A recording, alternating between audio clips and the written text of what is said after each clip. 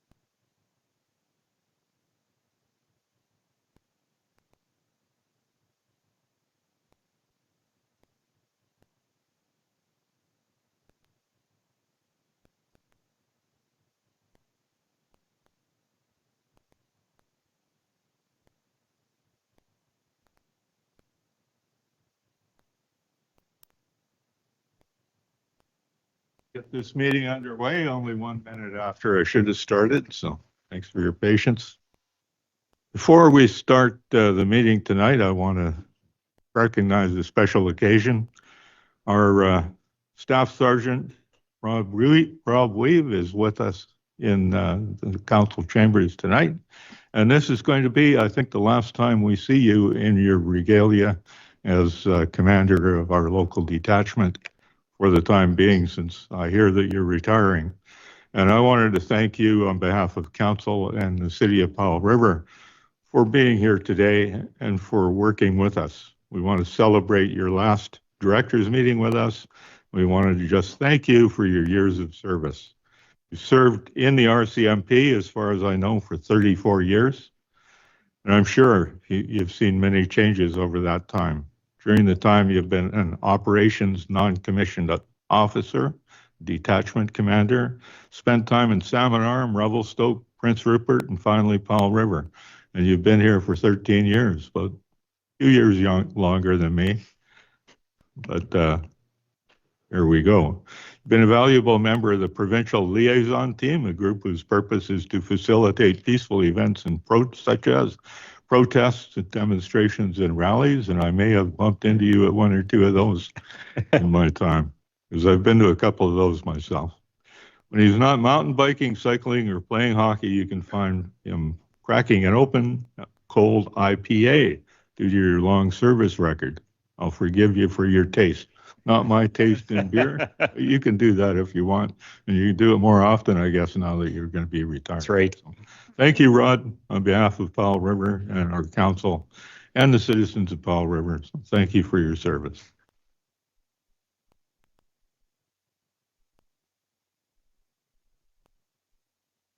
Been truly a blessed and challenging career, but I do want to thank Mayor and Council. You guys have shown nothing but support for the local RCMP since I've been here, since 2011.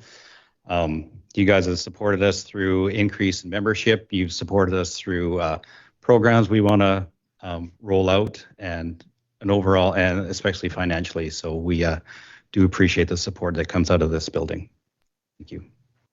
Thank you. Does anybody else want to have any comments while we're here? Councillor Elliott. Thank you. So kind of sad to see you go. And I have a question. Are you staying with us in our community, or are you going to be going somewhere else? I grew up in Lethbridge, Alberta, which used to be home, but I call Powell River home now. We're not going anywhere. This is such a great community that this is where our roots are. Oh, that's wonderful to hear. Congratulations. Thank you. Yeah, I feel kind of a personal loss here because when I was still working for the ambulance when you arrived here, and I really enjoyed our relationship, in that capacity. It certainly continued during these years when you've turned up in these chambers often, and yeah, I hear that your replacement is a great guy, and we've been very lucky in this town. Your predecessor was my neighbor, right, my next door neighbor, and he was a very fine man. So I just hope our luck continues, but I just am personally very grateful for all you've done for us and how easy it has been, in both capacities, speaking for myself, to work with you. Thank you so much, Rod. Thank you, Rob. Councillor Isaacson. I was going to say, I'll leave my remarks with the next time I see you at the brewery. Thank you very much. CAO. Through the chair, we have Mr. Galinsky here, and a picture with yourselves and Council and Rod would be appreciated. And I'd just like to also thank Rod for helping me and us together. We worked together on the situation table, and he will be really missed at the directors table. We've gotten to meet with him staff to staff every Wednesday morning, and no longer will there be competition between him and the fire chief. So, but we look forward as staff to keeping in contact with you, Rod.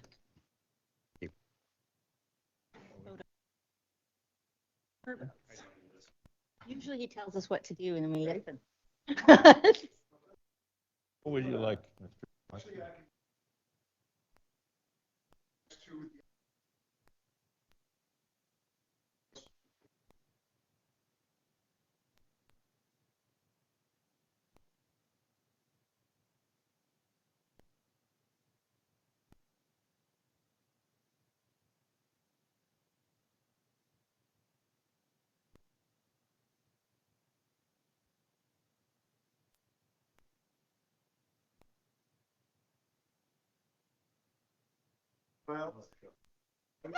Should I put him in a headlock now? Congratulations.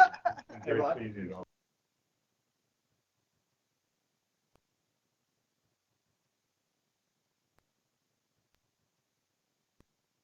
I feel like we should have gave him something. How come we didn't have anything to give him? He's officially left. Oh, now, a few minutes late, I will officially call this meeting of the Powell River City Council for Thursday, December 5th to order, and recognize that this meeting is taking place on the traditional territory of the Tla'amin people. And through the opening of council, do we have any announcements? Councillor Palm, any announcements? No announcements, Your Worship. Councillor Elliott.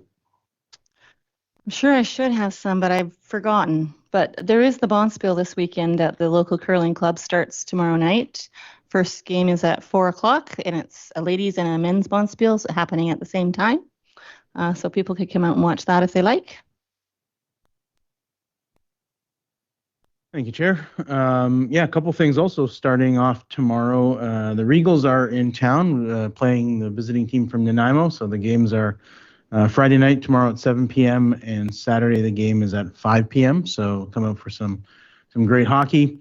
Also at the complex, Winter Wonderland kicks off tomorrow. So staff have been busy over the last couple of days setting that up over there. So Winter Wonderland gets going, and I know there's various groups in the community that are doing kind of open community Winter Wonderland skates. So check online and other sources to find places to go. And then next weekend is Carols by Candlelight, which I've had the pleasure to attend once before. And if you haven't been, definitely worthwhile. Friday night, the 13th at 7:30, and Saturday, the 14th at 1:30 and 7:30 at Dwight Hall. Councillor Southcott. Thank you, Chair. Friday, tomorrow night at the Arts Center, there is a show of a whole lot of different artists, local artists from what I understand, fairly amateur to some of our best here. And this community is very rich in art. So this is going to be an exhibition of many, many artists, including my wife. And on Saturday at 11 o'clock at the library, Joe Gallagher and John Matterson are going to be speaking. They have recently written a book. They're both local natives, if you will. Joe was the founding CEO of First Nations Health Authority, which is the first of institution like this of its kind in Canada. So that is a pretty major accomplishment. He has been sitting on the board of the Provincial Health Services Association for, I think, about the past 3 to 5 years. I can't remember exactly, but both men of distinguished pasts, and could be an interesting talk. Their book will be for sale there as well. Thank you. Councillor Isaacson. Thank you. So also happening tomorrow night is Rad Reels, which is the amateur film night of local amateur creators on all subjects relating to outdoor activities. So expect to see, backcountry ski, mountain bike films, and it's a fundraising event for the Brooks Mountain Bike Club. So that's tomorrow night, and they still have tickets left. It starts at 7. Tickets are $10, and it's at the Max Cameron Theatre. Also on there's some next Wednesday evening, so it's the 11th, Cinema Politica is putting on a showing of the movie 20 Days in Mariupol. So this is a award-winning documentary about the war in Ukraine at the moment, and it includes it's opening early with some food provided by Family Food, which is local Ukrainian food. So come early if you want pierogies. Food's at 6, film is at 7, and that's by donation at the Patricia. And then next Saturday, the 14th, Kindred Rebuild is having an auction. So some of their best items, you pay $5 to get in, and they include some nice beverages. I think I heard mention of Bailey's might be involved. And then you can bid on some of the pretty special items that they have had donated over time and are up for bid. That's it that hasn't been. Oh, and Inclusion has an open house next Wednesday, the 11th. I believe from 11 till 2. They're a holiday open house. That's it for me. Councillor Alameda. Thank you, Chair. Sometimes when you go to get a little extra caffeine, you get a little whispered into your ear a bit. And I found out that tomorrow, December 6th, is the anniversary of the Montreal Massacre from many years ago. And the Catholic Safe is doing their annual shoe memorial. So I believe the details are 10 to 4, and you can reach out to Catholic Safe for more information. At the library. It's at the library. At the library. That's good. Okay. So next item is adoption of the agenda.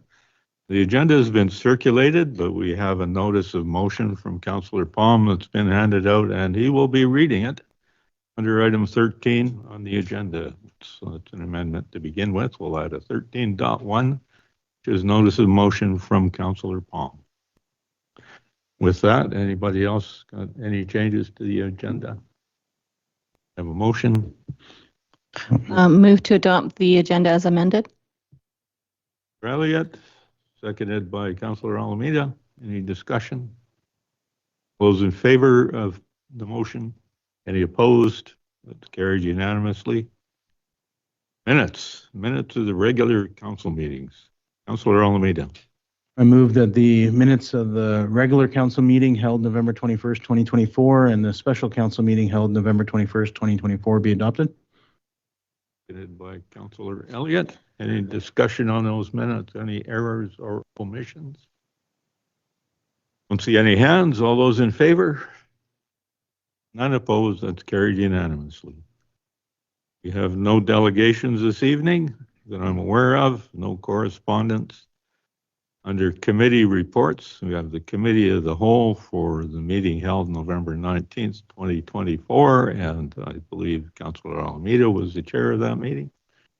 Yeah, and I won't take too much time. A lot of the details were, or all the minutes are in the agenda, and of course the recording is there as well. We had a couple of delegations. One was from the Therapeutic Riding Association, just an edit or on a grant request that they had received from the community forest. And the Pickleball Association gave us a presentation about some land that they're hoping to work together with the city on as well. And then it was just a few bylaws and things. So it was actually a relatively quick committee of the whole meeting that day. Thank you, Councillor Alameda. The other meeting that's included here under 6.2 is the Joint Accessibility and Inclusion Advisory Committee meeting held on July 19th, 2024. And CAO, does somebody want to report on that who was at the committee meeting? Through the chair, Ms. Walls is currently on a temporary leave. So I was not at the meeting, but I can certainly speak to actually, Your Worship, I believe maybe one of you may have been at the meeting. There. Okay. Okay. So through the chair, what you have is a summary of various recommendations to council from the committee for you to consider from meetings on July 19th. So the first one is regarding a handy dart review. Would you like me to read out each recommendation or speak to them? Just a brief summary of what happened at the meeting is sufficient. The minutes are actually in the package, and anybody who wants to read them in detail can go to the online version. Chair, I believe she's trying to get recommendations before council. And there are recommendations before council as well. We could just go with that if you like. Yeah, through the chair, that's probably the best, given that I didn't actually attend the meeting. So the minutes are the best I would be able to give you, and they're available online. So, and as a reminder to the audience, the Accessibility Committee is a collaboration between Cathet Regional District, ourselves, and the library. And so the recommendations here relate to primarily the city of Powell River and the Cathet Regional District. And here you'll see that they do also reflect council's interests as they link to things like the handy dart review. Accessibility to public transit is another recommendation as well that was also made on November 19th. And I do have Director Burtek who is available. So should you have any questions about the first recommendation, which is looking at a review of the capacity of the handy dart and regional transit to allow more flexibility in booking of medical appointments, Mr. Burtek can perhaps speak to that operationally. And with the second recommendation, which is to recommend that the city explore increased accessibility services for those who don't have access to private vehicles. And with the second part being that the city, that the Joint Accessibility and Inclusion Committee be included in the upcoming BC Transit Review. So thank you. Thanks. I just want to point out that this is an unusual committee to get reports from. It's a Joint Accessibility and Inclusion Advisory Committee, and it's intentionally made up of citizens, the public. It's not intended to be elected officials, which is why we have a little bit of a challenge finding a staff member or a business or a council member to report on it. But it's important that the minutes are here and that this work is going on and we're trying to make our community more accessible. So thank you, CAO. Then we'll move right from there into committee. Councillor Elliott. Thank you. So my question is one of process for this committee. Since there are some moved and second motions in the minutes that speak to asking the city of Powell River for things. Are those things that have to come through for council, or are those things that are directly responded to by staff? For example, the one that talks about the joint accessibility inclusion, recommend the city of Powell River incorporate accessibility improvements as a line item for every department in the 2025 budgeting process. Through the chair, it's appropriate for them to make the recommendation to you and you in turn to decide whether you support that. So the recommendation comes through this report, and now would be the time to address those? That's correct. Okay. Councillor Elliott, that's my understanding of how committees work. We have the committee makes recommendations to council. Council decides whether to endorse those recommendations or not. And if we do endorse them, then it becomes the job of staff to put them into action. Right. So I guess my question around process is whether the council tonight has any of the recommendations in the report that they wish to raise as motions of council. And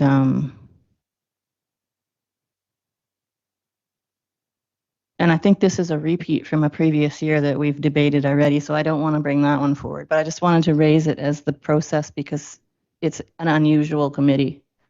I'll just try to clarify it. I'm not sure if I'm missing your point or not. I think the idea is if the committee decides to make a recommendation to council, then it comes forward as a motion to council. They may talk about things that they don't decide to recommend to council, and that stays within the committee.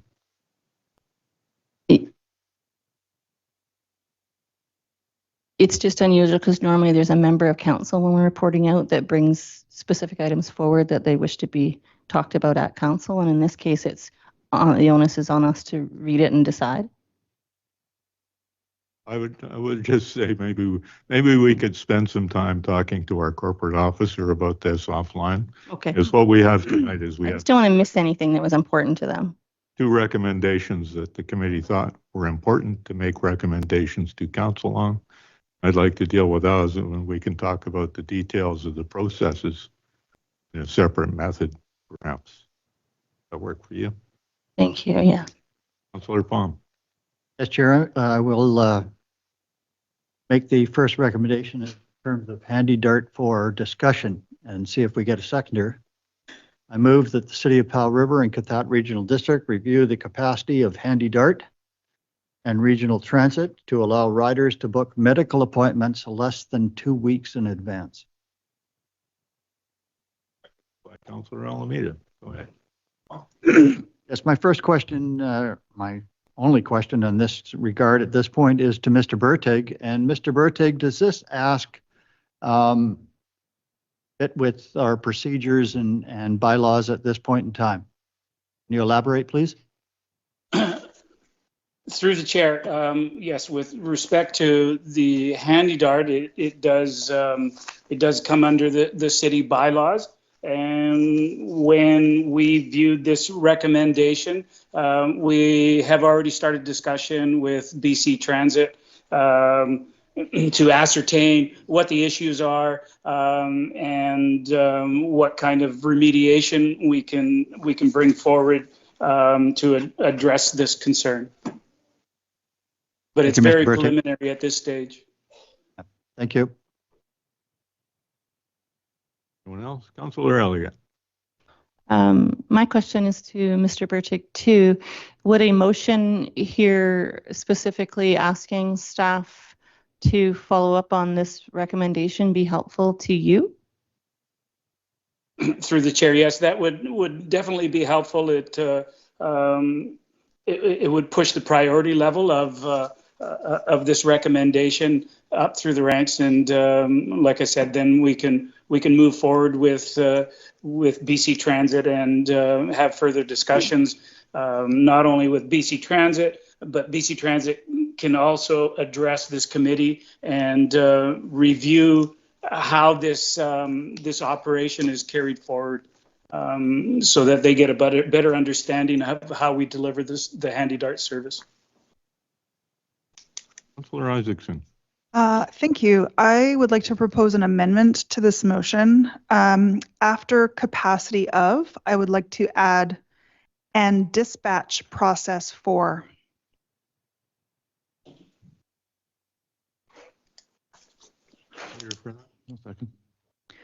Just to speak to this, one of the concerns I have heard about Handy Dart is the restrictions for, in particular, booking medical appointments. There are others, for example, the lack of access on Sundays and the ability to just be a social person or a member of the faith community and not being able to access Sundays. But another concern is that ties into the medical process and the booking procedure is the dispatch process.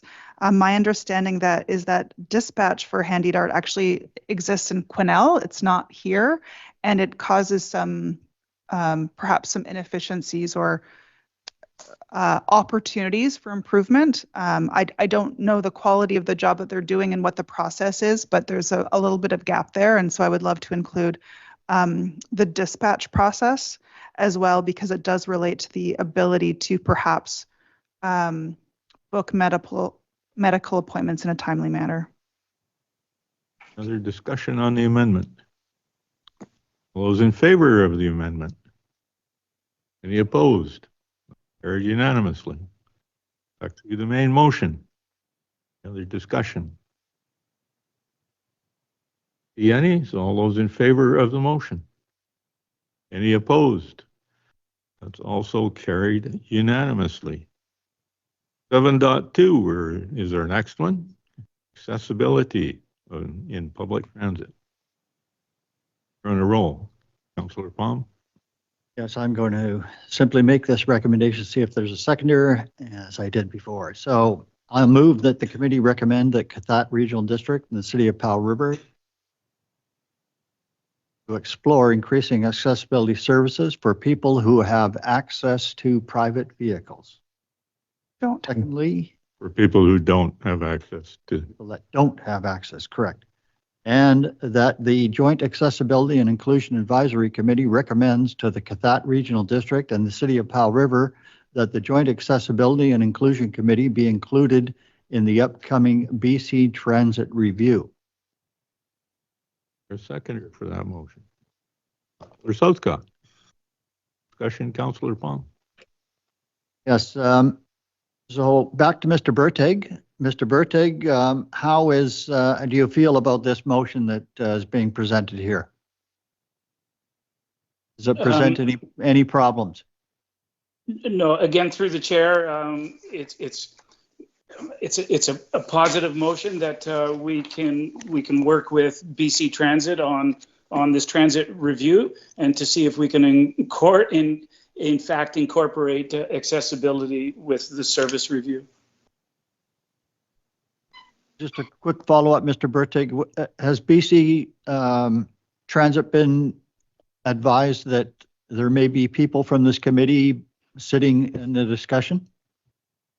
Through the chair, just recently, probably in the last week, BC Transit has been made aware of these committee recommendations. They were forwarded on to BC Transit, and as of yet, we have not seen comments back. But other than they would like to have a further review of this motion and be able to speak to it. Thank you. I think Councillor Alameda, you had your hand up. Remember what? No, I'm good for now. Councillor Elliott. I just think that we need to massage the words a little bit because these were recommendations from the committee and we are a council and we don't have jurisdiction over the regional districts. So I think what we just need to do is tweak the wording so that it's specific to council providing direction to staff as opposed to a recommendation from the committee. And I would propose the amendment be that we strike the committee recommends to the Cathat Regional District and the City of Powell River, and it disappeared on me, so I can't see it now.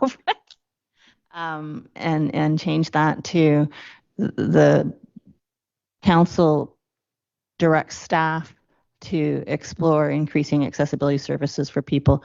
And then similarly for the second part of the thing, removing Joint Accessibility and Inclusion Advisory Committee, recommending to the district and the city, and instead have the council direct staff to.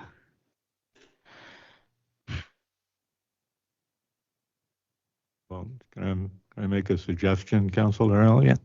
Yes. The first one? That the wording be that the committee recommend, or the committee direct staff. Well, we're not a committee, we're council. Hmm? We're not a committee, we're council, so you need to call it council. Oh, yeah, I forgot. Oh my gosh. Where am I? That council direct staff. Yes, And then that's what I cross said. out the Cassette Regional District and, And the city of Powder, yes. because council is going to be directing staff to explore increasing accessibility services to people who don't have access to private vehicles. And in the second part, council is directing staff that a joint accessibility inclusion committee member be included in the upcoming BC Transit review. I believe that's the intention of the recommendations. I'll second that.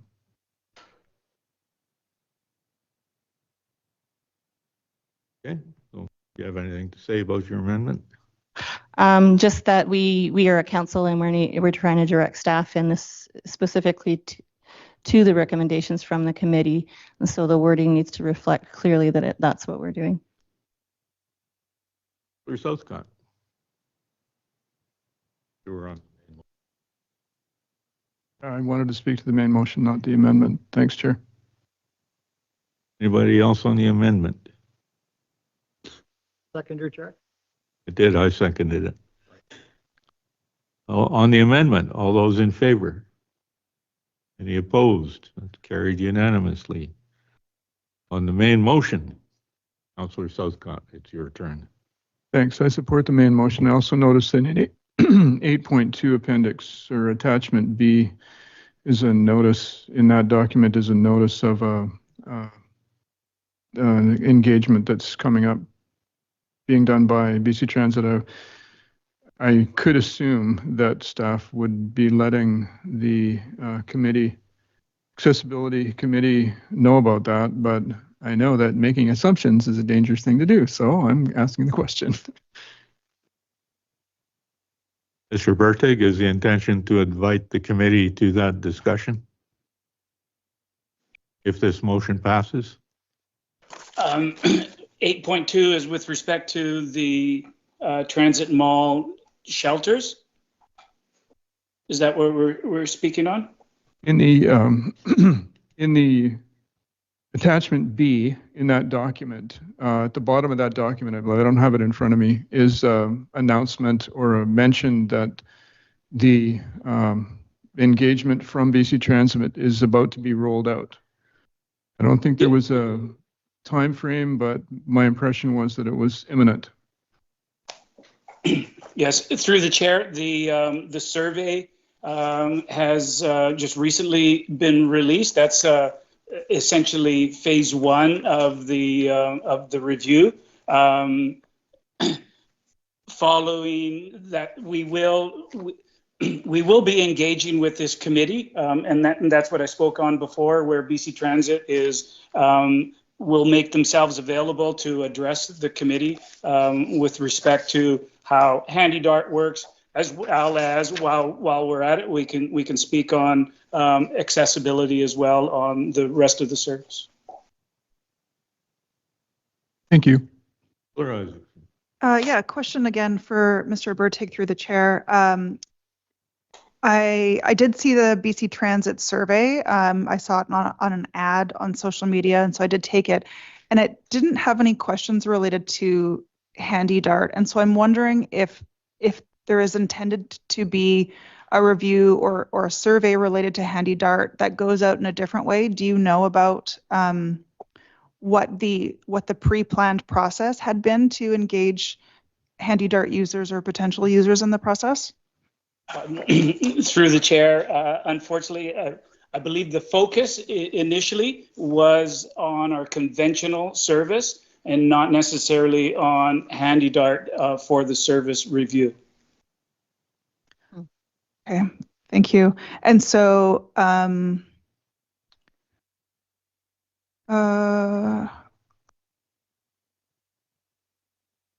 so when I read the survey, there's also reference to the survey, which is open December 3rd to December 20th, is kind of phase one. And then in the spring, it sounds like they intend to do, whether it's in-person sessions or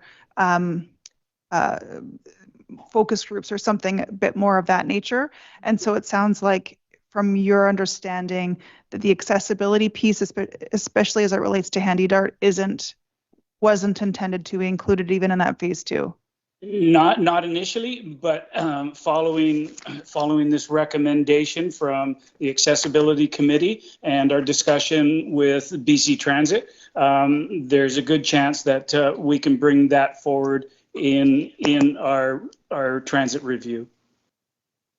But I have not got confirmation on it just yet. This is just a recent communication from the Accessibility Committee. So if I'm looking at the amended main motion, the first item is quite broad, and I feel like the main opportunity to increase accessibility services. I mean, I suppose I have questions for the committee, because the question isn't specifically about buses, and I don't know if the intention was intention to word it vague so that it wasn't only about buses. So if it is about buses and Handy Dart, my preference would be to amend it to specifically mention, exploring this as part of the transit review. But I'm wondering what the council thinks that this was intended to do, because it doesn't specify bus or Handy Dart, and so I feel like giving vague direction to staff isn't necessarily helpful. So does anybody else have an interpretation of what that first motion was intended to include? I'll just give my 2 cents worth here. The committee this is something the committee cares about. They're working on it and discussing it at meetings, and the committee decided this is the language that they wanted to use to cover their concerns. And whether you want to narrow the focus down is a good question. But I think this is a particularly broad question that has a study of everything to do with increasing accessibility service, people who don't have access to private vehicles. That can be everywhere from where the bus stop is, to how you get on the bus, to how many buses there are, what kind of buses there are. If we try to narrow it down too much, you might end up missing what the committee wanted to study if you try to put too many detail limitations on it. So it's either you accept the language being broad, or you try to narrow it down to precisely what you want to study. Then I think you have to be very careful if you do that, because you might miss the point that the committee was trying to get at in the first place. The CAO had her hand up. Through the chair, you also do have the option when Ms. Walls returns to defer this, so she can speak to this as part of her participation in the meeting. I apologize, I don't know those details. I'm inclined to concur with the chair, but you do have the opportunity to defer it, and Ms. Walls, when she returns at your next meeting, can speak to it. Thank you. Councillor Isaacs. So if that's the case, I'm going to request the chair that the chair split these two motions. Okay, it's done. And we're talking about the first motion. And I vote to refer this to a future meeting of council where Ms. Walls is present. Is there a seconder for that? Councillor Alameda. Any discussion? All those in favor? None opposed. That's carried unanimously. So that will be deferred till later. At the second part of the motion.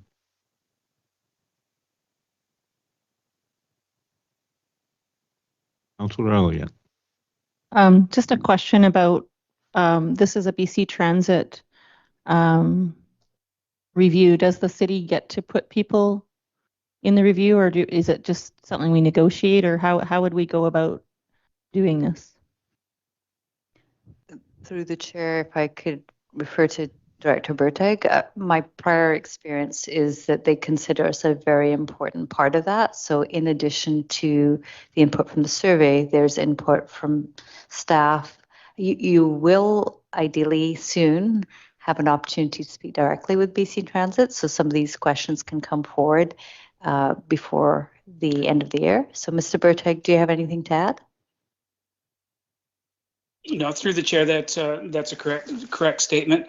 There will be a representative in next week's council meetings from BC Transit. Although this was not necessarily a topic that they were prepared to discuss, but I'm sure he can answer some brief questions with respect to the accessibility recommendations that are bringing forward. So the motion is in order, and it is something that is within our jurisdiction to implement. Thank you. I think because we split the motion, both halves had been moved and seconded. So is there any other discussion on the second part of the motion? All those in favor? Any opposed? That part is carried unanimously. Thank you. And then item number 8.1. City of Powell River 5 and 20-year interim housing needs report, CAO. Through the chair, before I turn over to Director Gao, I'd like to point out that our planning team has once again met the deadline required by the province for an update to our housing needs report that's due in January 2025. We managed to be ahead of many municipalities first time around with meeting the changes to our bylaws. And so our tiny but mighty team have yet again produced this in-house. So without further ado, this is actually a really important report for council to consider. So over to Director Gao to run us through it. Thank you. Good evening, Council. The purpose of this report is to present the City of Powell River 5 and 20-year interim housing needs report. Now, in the interest of time, and as CEO Balpal Singh just indicated, I do think this is an important report for you to consider. But in the interest of time, we could jump right to recommendations. But I have prepared a presentation in probably about 7-8 minutes, if it pleases Council to hear. Go ahead. So I will share my screen. Hopefully everybody's seeing the title page. Yes. Great. So just a little bit of background here. In 2019, the provincial government introduced amendments to the Local Government Act requiring municipalities and regional districts to complete a 5-year housing needs assessment by 2022. To comply with this requirement, the city's first housing needs report was completed in the spring of 2021, and that was completed in collaboration with Kathak Regional District and Klahama Nation, and it identified housing need in the region for the period between 2016 and 2026. In the fall of 2023, a comprehensive suite of legislation changed the local government planning and land use framework, and this is better known as Bill 44. Included with the passing of Bill 44, changes were made to the timing and content requirements for housing needs reports. Sorry, forgot to shift that slide. Local governments are now required to complete an interim housing needs report on or before January 1st of 2025, using a new provincially mandated method to calculate the number of housing units needed over 5 and 20 years. So unlike the more rigorous reporting that is required for a regular housing needs report, an interim housing need report only needs to report on those 3 things that you can see on the screen, and it's the number of housing units required to meet anticipated housing need for the next 5 and 20 years. a description of the actions taken by the local government since receiving their most recent regular housing needs report to reduce housing needs, and a statement about the need for housing in close proximity to transportation infrastructure that supports walking, bicycling, public transit, and other alternative forms of transportation. For my presentation tonight, I'm really just going to focus on that first bullet, but those other two bullets are covered in the report. So getting to, if you're that kind of person, the meat and potatoes, if you will, the number of housing units needed. So to assist municipalities and regional districts in determining their 5 and 20-year housing need, local governments are required by the province to utilize a prescribed method, and that is referred to the H&R method that is supported by an online tool developed by UBC. Requiring a standard method for calculating housing need in housing need reports will ensure that all local governments produce consistent and comparable assessments of housing need. The H&R method estimates the total number of housing units required based on publicly available data sources, and it consists of 6 components, the sum of which represents the total number of housing units required by a local government to meet their 5 and 20-year housing need. So you can see on the screen the 6 components, A through F, and I'm going to walk us through each one of them and explain their impact on assessing housing need for our community. So the first component, component A, housing units required to reduce extreme core housing need. Extreme core housing need, at least as defined by Statistics Canada, refers to private households falling below the set thresholds for housing adequacy, affordability, or suitability that would have to spend more than 50% of pre-tax income on housing. And you can see the numbers there for the 5 and 20 year for this component. It estimates 256 over the 20 years, and in this case, 64 for the 5 year. It also estimates that 201 of those 256 units are needed for renter households and 55 units are needed for owner households. The second component, housing units required to reduce homelessness. Based on a 2021 provincial report, the number of people within Cathet Regional District experiencing homelessness is 60 people. Data on homelessness is derived from a program initiated through a partnership between the Ministries of Housing, Social Development and Poverty Reduction, Citizen Services, and BC Housing. The data should be viewed as a complement to the annual one-day point-in-time count most recently conducted in Powell River between April 16th and 17th of 2023, which identified 126 individuals as experiencing homelessness. It is estimated that 39 units of non-market rental housing are needed in the city by 2041 for people experiencing homelessness. Component C, housing units required to address suppressed household formation. Suppressed household formation means that had additional appropriate housing supply been available, additional households would have formed. Instead, due to the lack of supply, people may live with grandparents, parents, children in extended family households. Separated households may stay together, or people may find roommates. It is estimated that 387 new units of rental and ownership housing are needed by 2041 to address suppressed household formation. Component D is housing units required to meet anticipated household growth, and this is the largest component of the 5 and 20-year housing need. And the H&R method calculates anticipated growth in 2 ways. It measures growth by household, and it averages region-wide household growth with citywide household growth. And it is estimated that 1,101 new units of rental and ownership housing are needed by 2041 to account for anticipated growth. Component E is the housing units required to increase the rental vacancy rate. So typically a rental vacancy rate between 3 and 5% is considered a healthy rate.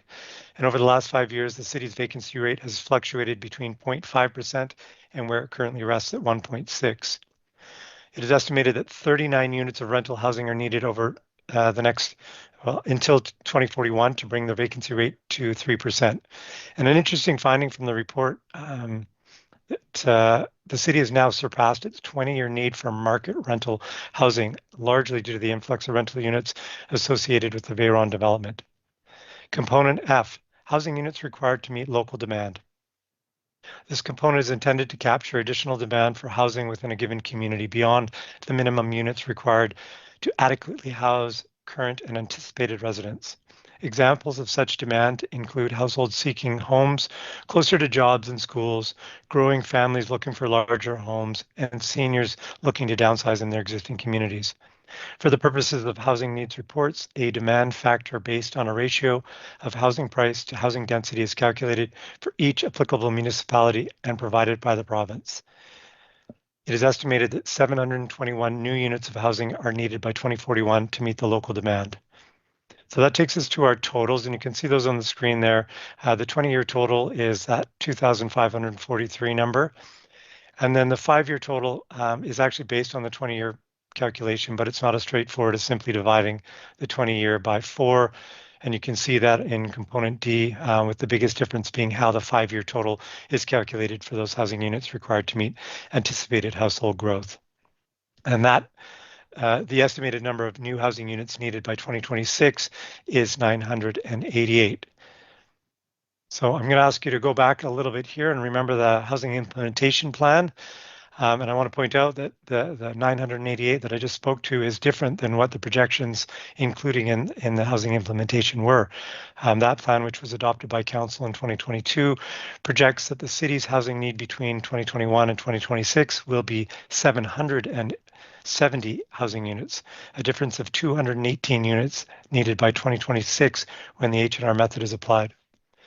This discrepancy can be explained by the housing implementation plan only considering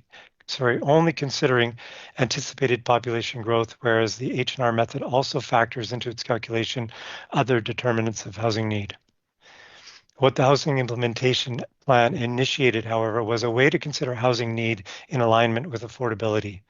The plan distributes the housing units needed across 5 income quintiles to better understand which households need housing and therefore what type of housing should be built. And you can see those quintiles on the left-hand side of the screen there. The same approach has been applied to the interim housing needs report, and largely that's so that we can be maintaining a similar language as we're looking at these 2 reports. So on the screen, you can see how the 5 and the 20-year housing need is distributed across the 5 income quintiles. The takeaway should be that while the city does need housing, it needs a range of housing suitable for a variety of households based on income. Another key finding is where the city is at today in terms of meeting the housing need between 2021 and 2026 based on the new housing numbers produced using the H&R method. Since 2021, the city has issued 407 building permits for new housing units, yet only 257 of these address the city's housing need based on the estimates of the type of housing needed for each income quintile. And this means that to meet the 2026 housing need target, 731 housing units are still required.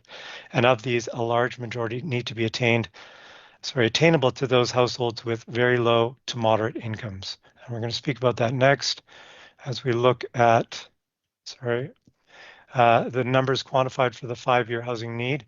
So as I said, 988 new units of housing are needed by 2026. 650 of those need to be affordable to households that are very low income, low income, or moderate income. And 273 of those units need to be affordable rental units at deep subsidy or rent geared to income or below market rents. And when we look at the 2041 numbers, they're not much better. So again, that 2,543 number that's needed by 2041, 1771 of those need to be affordable to households that are very low income, or moderate income, and 31% of them need to be affordable rental units at deep subsidy, rent geared to income, or below market rental. This is my last slide and just sums things up. So next step, Council receives City of Powell River 5-year and 20-year interim housing needs report and directs staff to publish the report on the city's website for public access. From there, we would then submit the interim housing needs report to the province by that key deadline, January 1st of 2025. And then looking into the future, we're looking at a December 31st timeline to update the SOCP and zoning bylaw to facilitate identified housing need. And then just as an ongoing process, the completion of the next housing needs report is required by December 31st, 2028, and then every 5 years after that based on when census will be released. So tonight we are looking for, we have 2 recommendations, Council. You have those before you in the report. I won't read those out, but if there's any questions, I'm here and happy to answer any questions you might have. Okay, so I'm going to try the same thing we did the other night. It's a big, long report. There's just a lot of information in there, and thank you for that, Mr. Gao.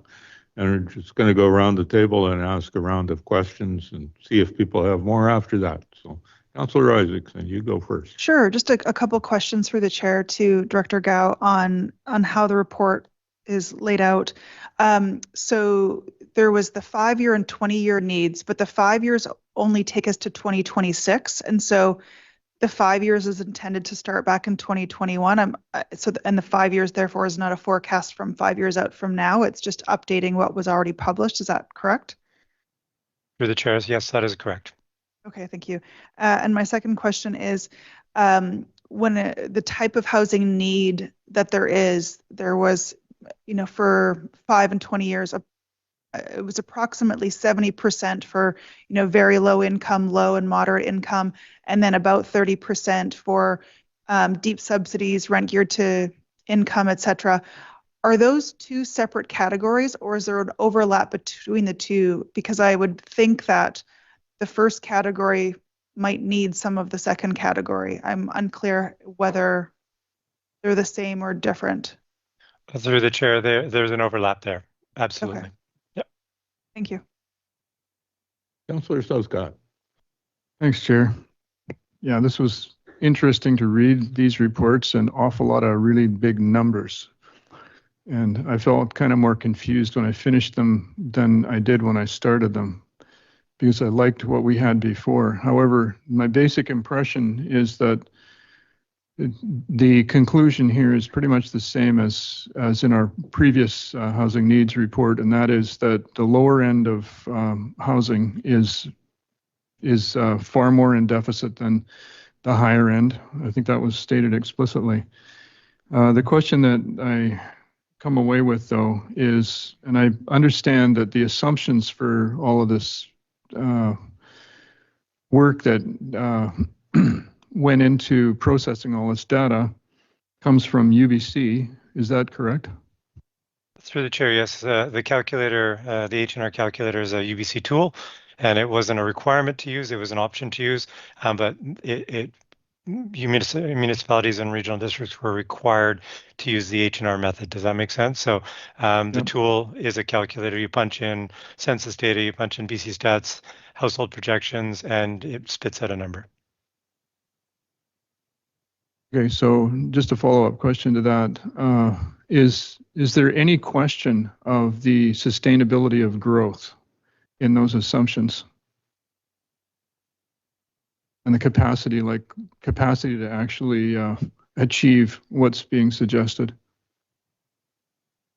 Through the chair, I think I'd be more comfortable answering it in a roundabout way. So hopefully I can get to the concept of growth. I think for me, I'm not overly comfortable talking about whether it's sustainable or not. I think from my perspective, in housing in our community, what we are seeing is a need for those upper levels of government to participate in the provision of housing. And so when you see that number of, especially the 31% over the 20-year horizon, those almost entirely would be provided by upper levels of government, and a good portion of the 70% based on how attainable they are for markets like ours, where that median household income sits at $67,000, and we know how far that gets in the housing market these days. So if the question is really about how sustainable is growth, I don't think I want to jump in on that, because I'm sure that a lot of people would have different opinions. I think the need here is a little different than the demand. And so I wonder if you're kind of getting at those 2 issues, and I could see demand being more about the sustainable growth factor. Yeah, I think you answered my question, actually, because I really do kind of feel a political component to the whole reason behind this reporting. And I support that. So thank you very much for that answer, that's totally sufficient for me. Councilor Alameda. Thank you, Chair. No questions at the moment. Councilor Elliott. Thank you, Chair. Thank you, Director Gao. I do have a couple of questions. So the number to reduce homelessness is at 19, yet homelessness, whether you use the census or the poll that we did, is considerably higher. Was that because of the mandated model used, or the H&R method?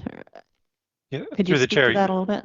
absolutely. And so the H&R method requires that you utilize the integrated data, I think it's an integrated data project that the province provides. And so that report indicates the number of people experiencing homelessness. If you read in the report, it's the first, the province is the first to say that it's an incomplete number because it's only addressing people that are accessing services or those that have stayed in a shelter for over a certain period of time.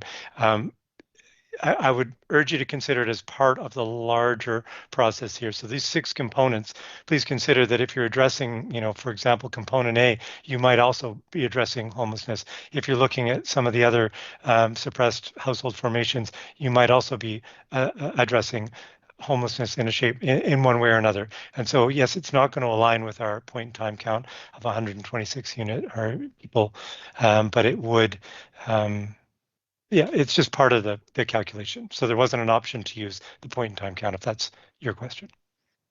Well, I just question whether it would do the job. Like, so let's say we met our target there because we had, and then what is considered a unit for different types of housing too. So reduce extreme core obviously has overlaps with a lot of the other ones, and yet they're separate numbers at the end when you count.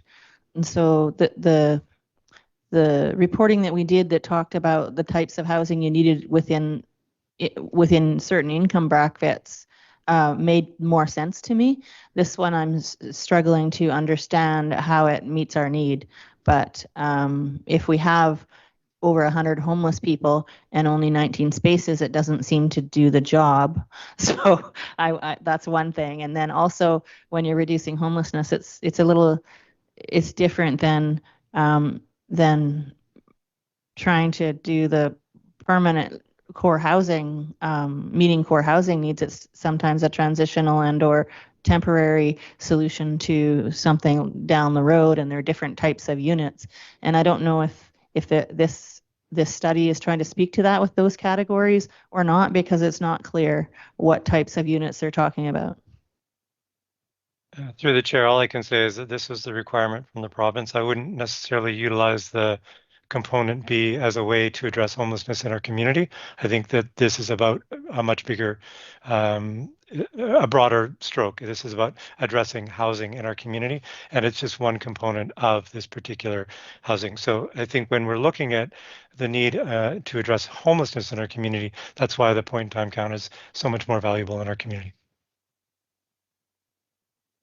Okay, thanks. Councilor Baum. Thank you, through the chair. Mr. Gao, I want to compliment both you and your staff for the fine job of getting this report together and getting it ready to meet the timelines that are asked for. These reports I know are not easy to produce. As Councillor Southcott alluded to, the large numbers in the report certainly do not give me or probably anybody at the table up here a warm and fuzzy feeling in our belly, but they are what they are. I have one specific question, and that is, in terms of the housing still needed in the next 5 years, I think the number is 731 here in the report. Does that factor in, for example, the new rental accommodation being built at the corner of Joyce and Manson of 150 some odd units? Through the chair, to Councillor Baum, if you're referring to Edgehill, the 141 rental apartments, those would have been considered as part of this because they were issued a building permit through the 2021-2026 period. It doesn't it won't have considered some of the newer development that's come across your table over the last couple of months because the reporting was done prior to that. Hopefully that Thank you for answers your that. question. Yeah. Thank you for that clarification, Mr. Gall. Appreciate it. And Any if more? I could, would it be okay if I just added one comment? Councillor Palm did provide an opportunity for me to perhaps give some credit where credit is deserved. And I want to actually reach out to my former colleague, Danielle Ferguson, who was key in actually producing this. This is what Daniela did on her last couple of weeks with the city. Myself and my colleague Hugo have been kind of getting it to the next stage and present it to council, but really this is a credit to Daniela and her commitment to this organization to spend that last couple of weeks really focused on a project like this. So I do want to make sure that she's credited for that work.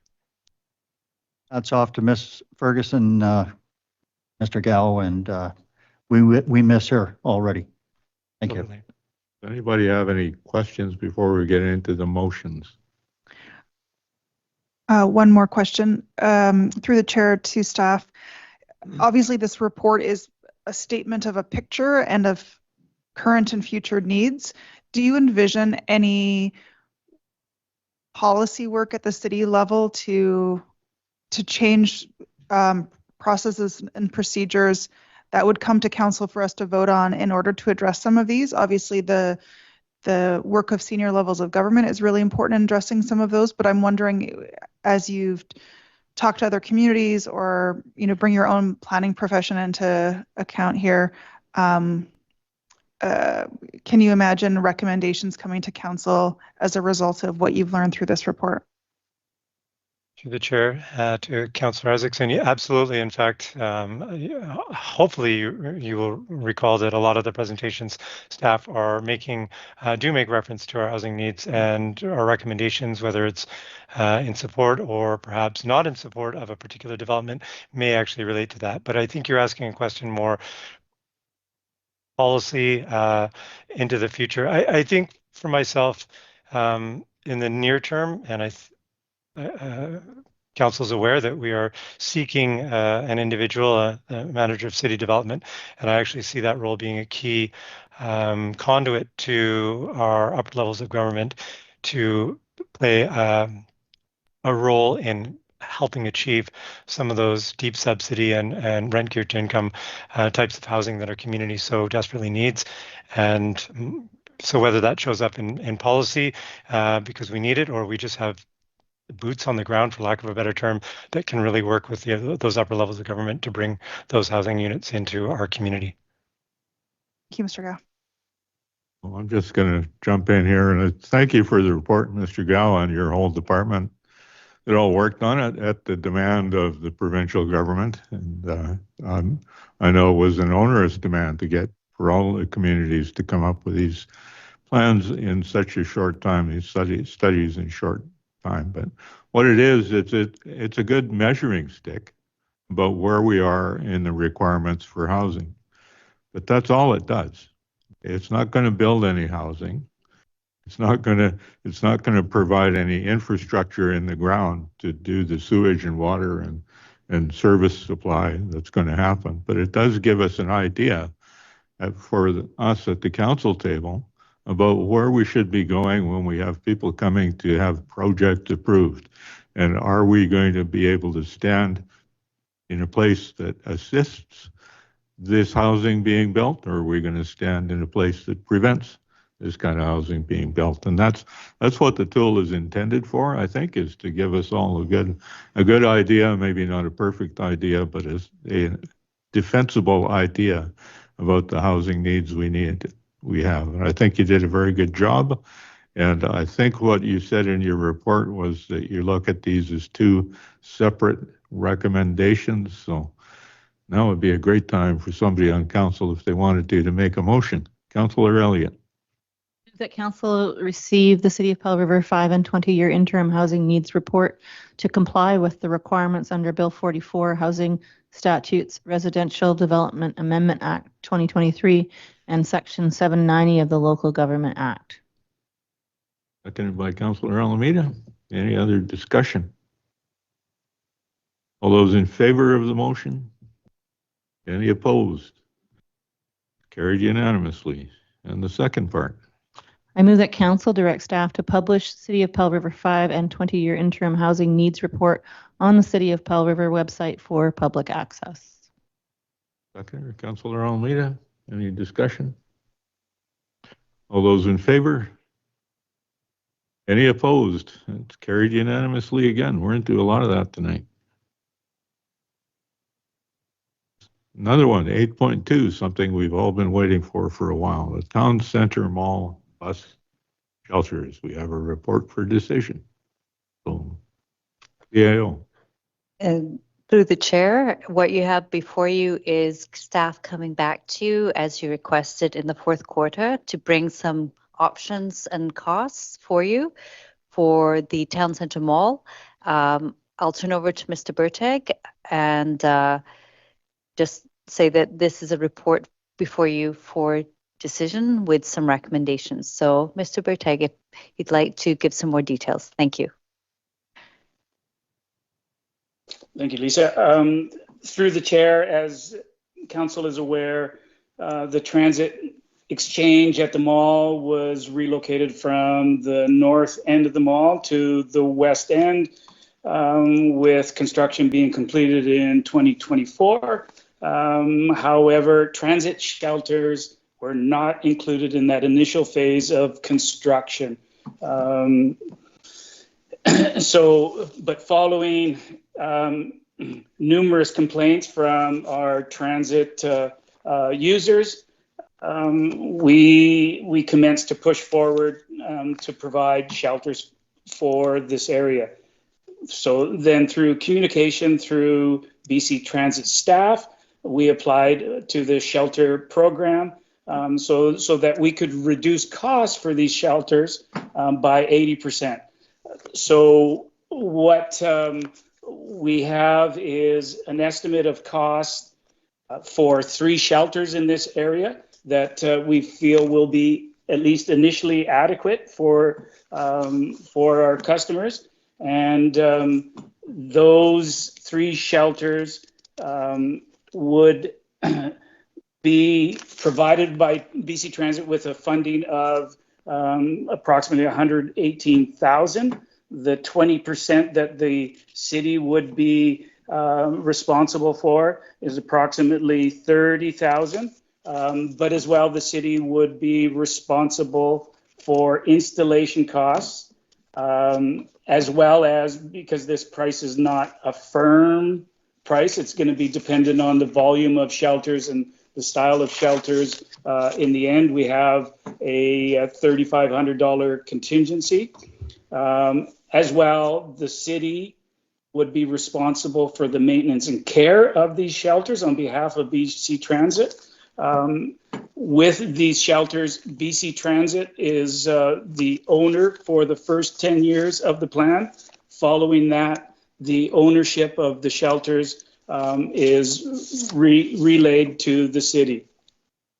So we anticipate the maintenance costs of those 3 shelters to be approximately $1,500, and that's going to include, cleanup of janitorial cleanup and hopefully minimal rehabilitation of, for instance, if we get graffiti or broken glass. So like I said, at the end of that 10-year term, these shelters become the property of the city. So we would like to engage in a partnership with the city, BC Transit, as well as the mall owners to install 3 shelters at the exchange to provide additional comfort for BC Transit users. The shelters themselves will not increase capacity to the area, but provide further comfort. So what we're looking for is an amendment to our 5-year financial plan, as well as a council recommendation to engage in signing the shelter agreement program with BC Transit. So I'll leave it to you if you have any further questions with regards to this report. Thanks, Mr. Verte. Councillor Palm, do you have any questions? No, but I'd like to move the recommendation for discussion. I was going to try a round of questions before. Trying to do that, get questions out of the way. I know Councillor Elliott has a question. Go ahead. Thank you, Chair. Director Bertig, the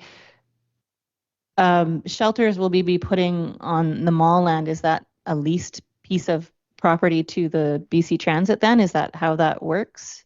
Currently, through the chair, currently it is not leased land. It is just, we just have an agreement to provide bus service through the mall. At this time, we do not have an agreement, but that is the intent of this agreement to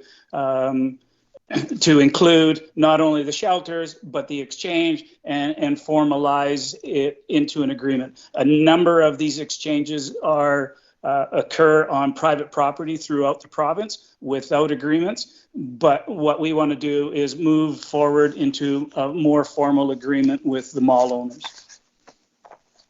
And then question number 2, we originally identified that there was a shortage of sort of washroom services for bus drivers, particularly when the mall is closed and the transit's still going. Is that something that is being addressed or looked at through the service review?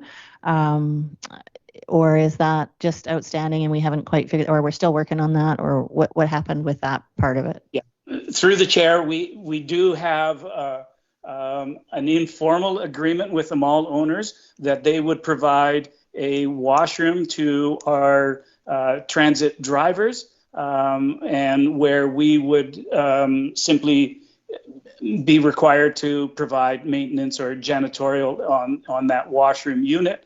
And what we would do is incorporate that into this agreement as well. But it's in discussion with the mall manager, that could be provided to our transit system at a negligible or no cost to the city. Thank you. Councillor Alameda. Yes, thank you, Chair. Couple questions, Mr. Bertig. The report mentioned or mentions 3 shelters, and you verbally, I maybe misheard you there. I thought you verbally mentioned that there may be more than 3. I guess I was curious in terms of the shelters. Would these be the same standard size as the bus shelters we see in other parts of town, like at Westview School and Wildwood, or because this is an exchange, would they be slightly bigger shelters because they're more likely to have a larger crowd? Yeah, thank you. Yeah, through the chair, they're similar in size. I believe that they're a slightly bigger unit, and as well, we have incorporated solar LED into these units. But this comes from the recommendation from BC Transit. And what we stated was that we'll continue to monitor the situation and see if these 3 shelters are in fact more than adequate to take care of our customers. Okay, and my other question was at I believe it was at UBCM in the fall. I had a chance to bump into our BC Transit rep, Mr. Ringma, at a reception, and we had a loose conversation, and I planted the seed, so to speak, of the potential of or a curiousness, I guess, of the shelters that have the ability to display some sort of poster board on one panel to have for advertising, which could potentially generate some revenue to cover the cost of maintaining and purchasing the shelters. So I was curious if that came up in conversation with BC Transit, and if you're aware of maybe what I imagine it'd be a little bit more expensive, what the cost difference may be for a shelter like that versus what we have planned right now. Yeah, through the chair, my understanding of advertising on the shelters that they could be They could be placed on our existing shelters as well as these ones. But there are conditions required where we need transparency to see into the shelter so that the advertising is not blocking the view of our drivers into the shelters themselves. As well, we currently do not have a marketing department to pursue advertising at this time. So it is a conversation that we have lightly held with BC Transit, not only now, but previously. And it is something that we can further review to see if there is a possibility of garnering further revenue for transit. Thank you. Councillor Southcott, questions? Isaac? Thank you, Chair. So $140,000 for 3 shelters just seems very expensive considering the size. Does BC Transit require the use of their transit shelters to their standards? I'm just wondering, granted they're paying for most of it, but can you just describe the origin of the costs a bit and the requirements for those specific shelters?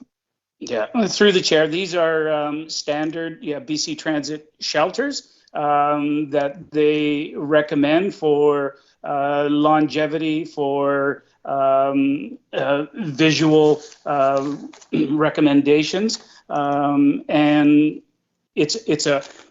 the price of these shelters. What we find is even when we pursued the singular transit shelters throughout the city, this is in keeping with that cost.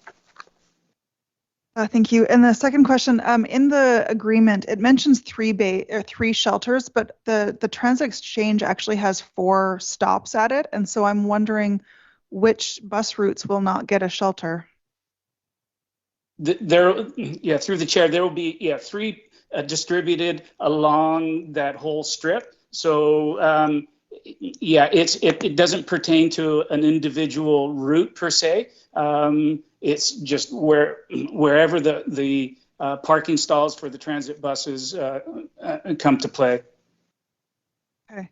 The shelters that they're recommending, or the number of shelters that they've offered to provide, is this based on our request or based on what they're willing to provide?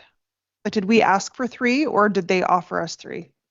Through the chair, it's what they recommended that we would accommodate our customers at this time, at that site.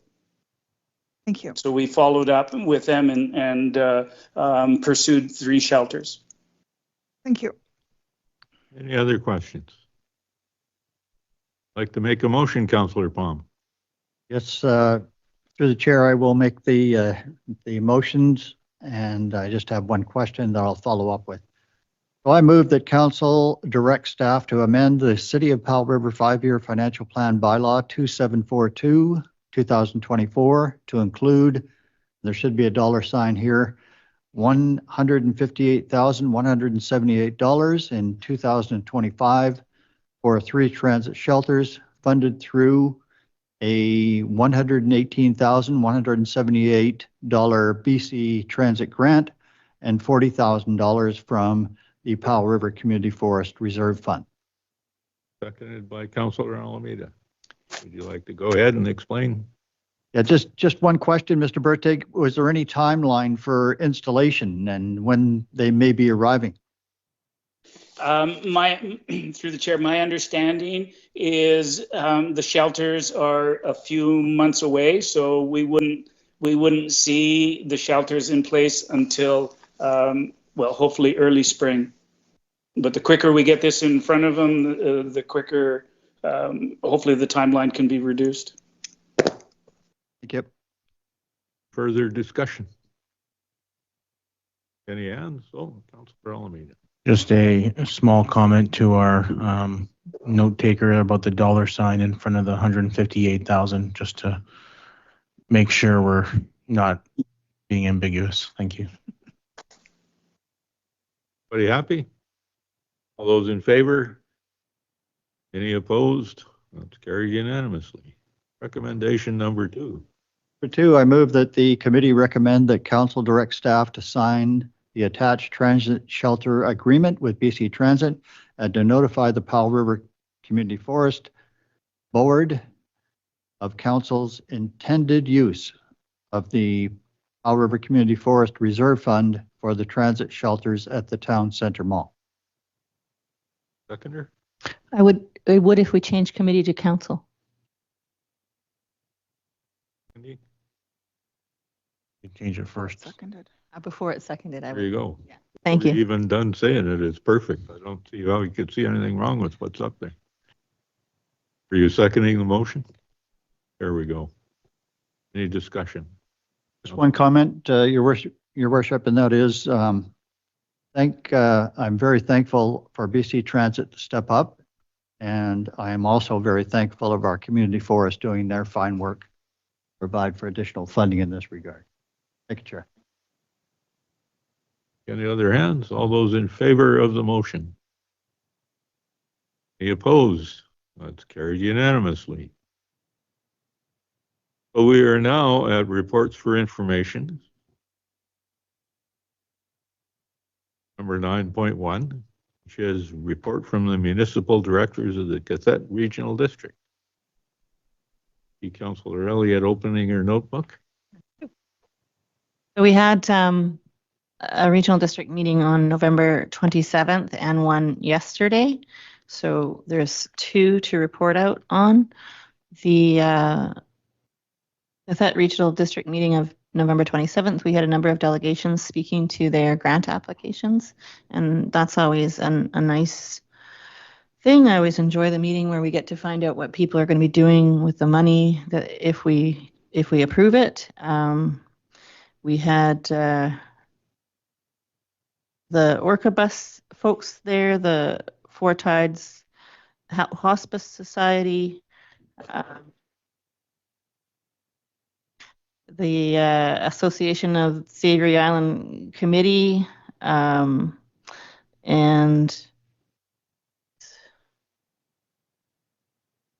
those are notes about what they said, not new people. And so my notes didn't extend to a lot of the other decisions that happened that day. So I'm hoping Councillor or Southcott can help with that. And I didn't bring my phone that helps me with those kinds of things, but I do have good notes for meeting of yesterday. I'll just flip to that page. So at our regional board meeting yesterday, we discussed, where are we at here? I was planning, finance.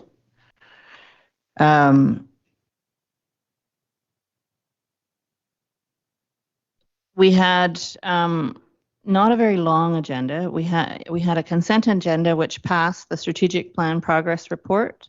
The regional district on the road being in August in Area B.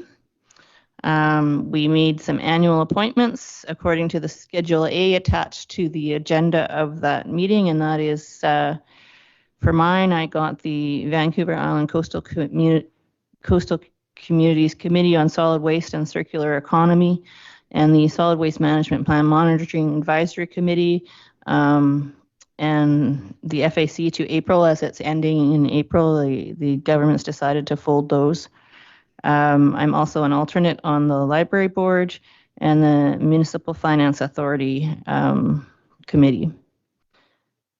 We had a letter to, or a request, or we've authorized staff to write a letter to the UBCM Minister of Housing and Municipal Affairs and CCing the BC Fire Commission regarding the commissioners not living up to their commitments regarding fire inspections and investigations. So there was some new legislation called the Fire Safety Act that added responsibilities to the regional districts for fire investigations, and there was a commitment that regional districts could ask the fire commissioner's office to do those investigations where we lack the capacity at no cost to the regional district.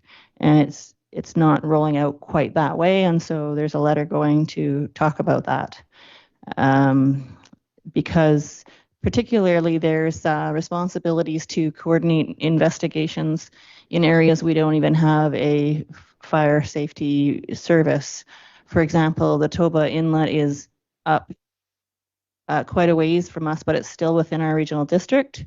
And we don't have any ability, no first attack, no ability to respond to fires nor investigate fires in that area.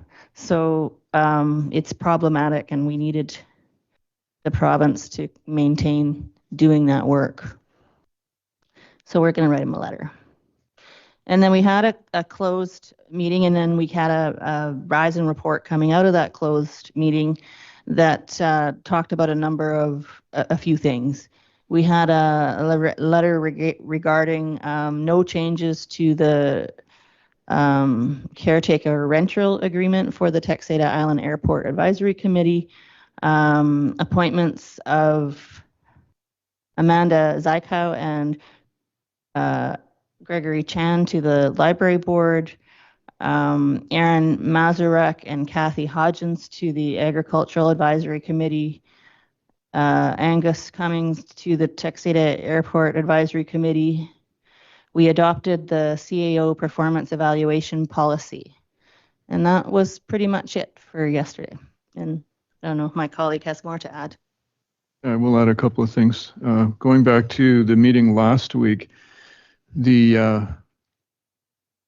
RD is looking for directors at large, or advertising now for directors at large for the Agricultural Advisory Committee.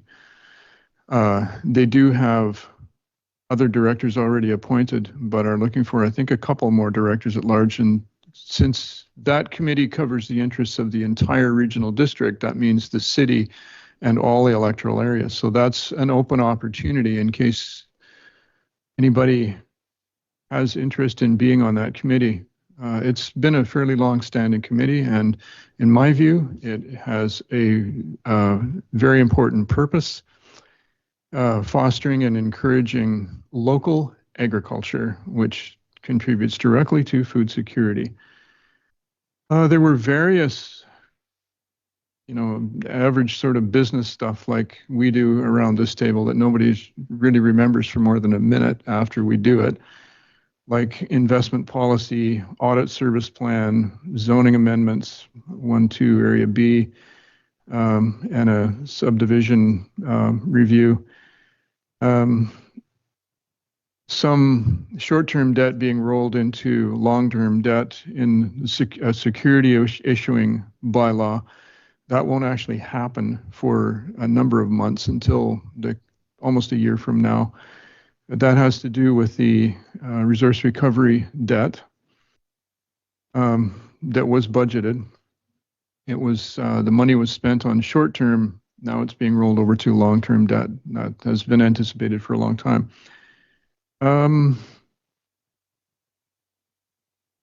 Yeah, I don't think I really got much else to add other than what I mentioned. And I must say, it's pretty interesting to be sitting at that table in a capacity where I have to really understand what's going on instead of just sitting in the gallery and following along. So I appreciate that opportunity. Thank you. Councillor Elliott. There was one other thing. It didn't require any action just yet, but Director Gisborne put notices in the agenda, which you can read, for that he will be requesting service reviews in, I think it was 3 areas, directly to the minister. And he's provided notice to the regional district through that agenda of yesterday. So there was the Malaspina Fire Department. Help me out. Do you remember the other 2 topics? Well, the one that's pertinent to us has to do with the rec center, the regional, sub-regional recreation service, which is the service that provides funding from the regional district towards the rec complex, the city's rec complex. I'll just might mention that the purpose of a service review, which I don't believe has ever actually been done by the regional district before. So when they get into this, it will be new exploration, is to investigate dissatisfaction or some problem with the service. Now, this goes to the province, and the minister responsible then assesses what work will be done, and if there is work to be done, the provision of a mediator or organization of a committee, I believe, that would then do the work on look at the concerns. Do you remember the third one? It might have been another fire service. Honest, I could look into the agenda, but In the agenda for the regional district yesterday, I'm sorry, I didn't write it down and I don't have it on me at the moment. one thing I'll just mention too is this. Usually we just report on board meetings. The finance committee of the regional district met and they reviewed their first draft of their 25 to 28 financial plan. So very much in sync with ours. And that was pretty interesting as well. The proposed increases are far less than last year. I think they're just about 13 point something %. So that information is also available on the regional district website. Since I think that's something that we're all interested in because we also pay a fairly significant portion of the RD requisition. I think that's it. Thank you, Chair. That brings us to the bylaws section. We have a number of bylaws that have been discussed a few times before, and we're down to the adoption phase, so I think it will probably go through those fairly quickly.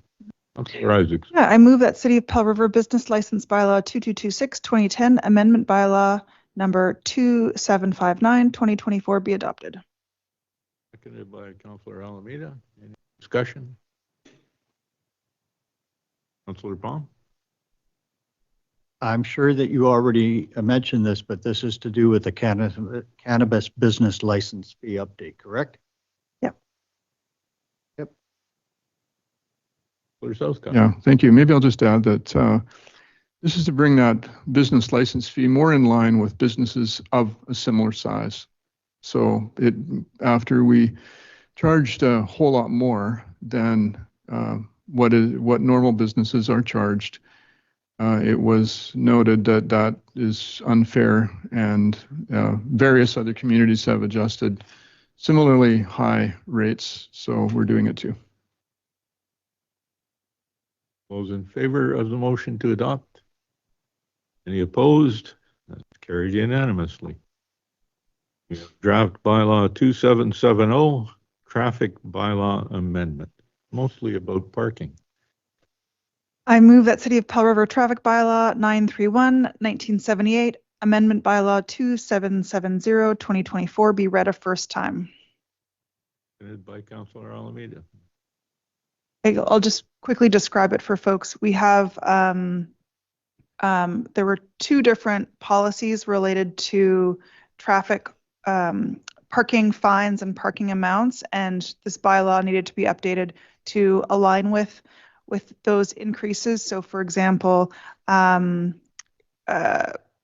if you pay a ticket within 14 days, it's $30. And after 14 days, it's $60. So there's some details in there. And this just gets this all in line with our other bylaws. This is something that came to council a year ago in a budget deliberations, and council at that time decided to increase a number of items related to parking and parking fines. Those in favor of the bylaw? Opposed? That's carried unanimously. Move that City of Pell River Traffic Bylaw 931, 1978, Amendment Bylaw 2770, 2024 be read a second time. Seconded by Councillor Alameda. Councillor Isaacson? No further comments. Any hands? All those in favor? Any opposed? Carried unanimously. What's next? I move that City of Pell River Traffic Bylaw 931-1978, Amendment Bylaw 2770-2024 be read a third time. Seconded by Councillor Alameda.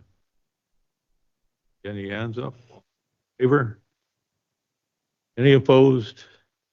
Carried unanimously. Okay, brings us to lease rate bylaw repeal. Right. I move that City of Pell River Lease Rate Bylaw Repeal Bylaw 2771-2024 be adopted. Seconded by Councillor Alameda. Any discussion? Yeah, by quick explanation, we have adopted a policy related to lease rates, and that now takes precedent. We want to remove this bylaw so there's a bit more flexibility in stuff when leasing city properties, for example, the rooms above the library and the Timber Lane spaces, etc. And so this repeals that bylaw. We have a policy in place. Any hands? All those in favor? Any opposed? That's carried unanimously. I have no unfinished business. Now we're down to new business. Councillor Alameda, would you like to go into the Association of Vancouver Island and Coastal Communities resolution? Thank you, Chair. So for those that have followed council over the years, the following will be fairly familiar. Every year in the spring and April, the Association of Vancouver Island Communities has their annual conference where resolutions are brought forward and voted on to then take forward to UBCM. And at UBCM, they're then voted on to then move to promote to the provincial government. And for well over a decade, the provincial government has not increased the level of funding that libraries receive, even amongst all the inflation and other costs that we have.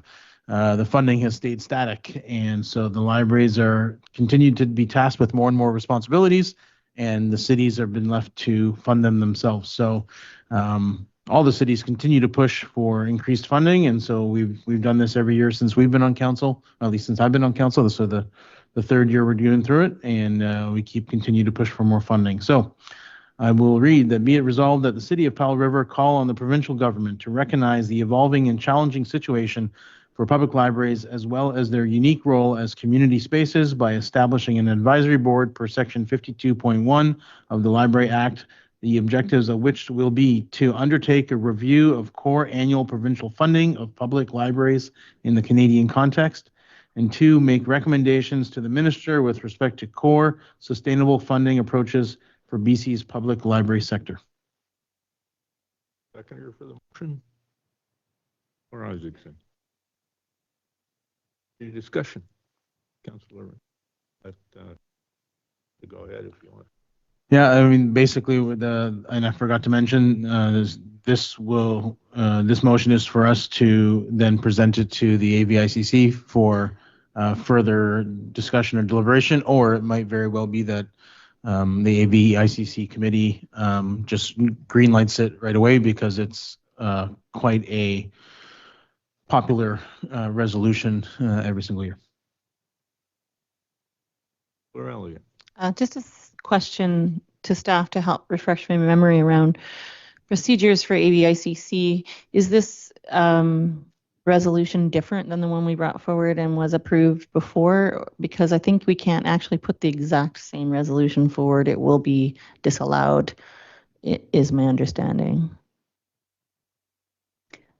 Through the chair, my understanding is this is distinct from the one you did previously and was put forward because of that. Okay, thank you. Good work. Councillor Isaacs. Thank you. Yeah, I believe last year's was requesting increased and sustainable funding, and this is about establishing an advisory body to do a review. One question through the chair, perhaps to Councillor Almeida, which minister is responsible for libraries? I believe municipal affairs, if I'm not correct. Okay. If I'm not mistaken. Curious, when we talked about the minister, I was just like, oh, which minister is that? Anyways, just a question. I could find that out with a bit of Googling. Thank you. Good idea to study that before the ABIC. Yeah. Any other discussion? Councillor Southcott. Thanks, Chair. I appreciate this is a slightly different tack than has been undertaken over the past 10 years that I've been watching, and during the time that I sat on the library board and advanced many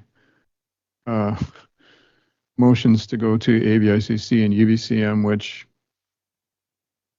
the suspicion is that some grant funding, which more recently has arrived and that our chief librarian spoke to when she was here, was it on Tuesday, may be a result. So there could be a little bit coming, but this actually speaks to a core, like a review, a core review, and then possibly a different approach directly to the minister. So I appreciate the continued push because the library continues to diversify in its care, particularly of people who don't have what a lot of us have, like our own computers and access to internet and various services. And the library provides services for right from preschool to seniors and English as a second language people, so recent arrivals. Its services are increasingly broad and comprehensive to our community. So here's hoping that this one has some effect in this new government. Thank you. All those in favor of the motion? Any opposed? Carried unanimously. 12.2, we have what was a notice of motion by Councillor Southcott. There's no report in particular to read or to ask questions of. So, Councillor Southcott, would you like to make your motion? I would, Chair. Thank you. And then I would have a comment or two. Whereas the community is regularly seeking opportunities to present concerns and ask questions of Council regarding various topics that may or may not appear on an agenda. Whereas extended Council meetings use valuable and finite staff time, and whereas community engagement should largely remain separate from conducting regular City and Council business to optimize energy and time of Council members, be it resolved that members of Council hold quarterly scheduled community conversations outside of the regular Council meeting schedule where decisions are not made for the purpose of hearing out community members without the constraints of Council meeting procedures and minimizing excess use of staff time. If it pleases the Chair, then make a couple of comments. Go ahead and give us an in-depth explanation. This is not going to be in-depth. Thank you, Chair, for that generosity. Our strategic plan, such as it is, states that our mission is leadership. My vision is finding our way forward through increasingly challenging times. Years ago, delegations to Council generally didn't take very much time. It's increased and increased, and we've had long question periods as well. I really do feel, my personal conviction has always been that we're a council, but that leadership of a community comes from the collective brilliance of community. I think that is the ideal behind the whole principle of democracy. And I, years ago, and since then as well, stated that it's the engagement I see of our community at large, which gives us the ability to move forward. My own feeling about being at this table is that I can serve as a coordinator of the brilliance that comes. I've always felt that surrounding myself with people smarter than me made for success. So that's my personal view on that. I think one of the things that we can do well is listen. And I think we have done that pretty well over the years and increasingly in recent years. So I'm suggesting this. My idea really came out of the thought some time ago that we would minimize our committee of the whole meetings. We seem to be having pretty much as many committee of the whole meetings as council meetings again, like we did during the previous 2 terms that I sat at this table.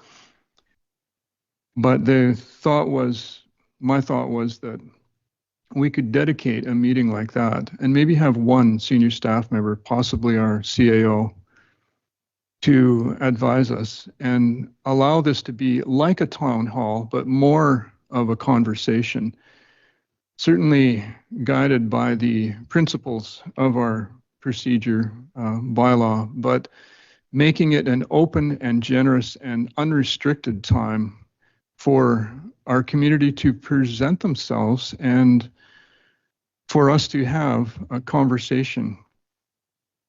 I have found at times sitting here thinking, oh, we've got all this staff sitting, with us either in the chamber or virtually as they are now.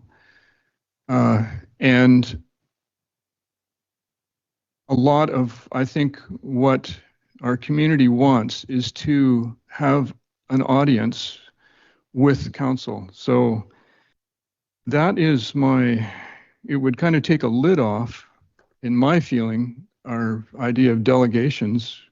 We wouldn't feel like we needed to restrict them in order to get to our business, and it would possibly allow our council meetings to become more focused to business and look after that more responsibly with the staff members we need to do that.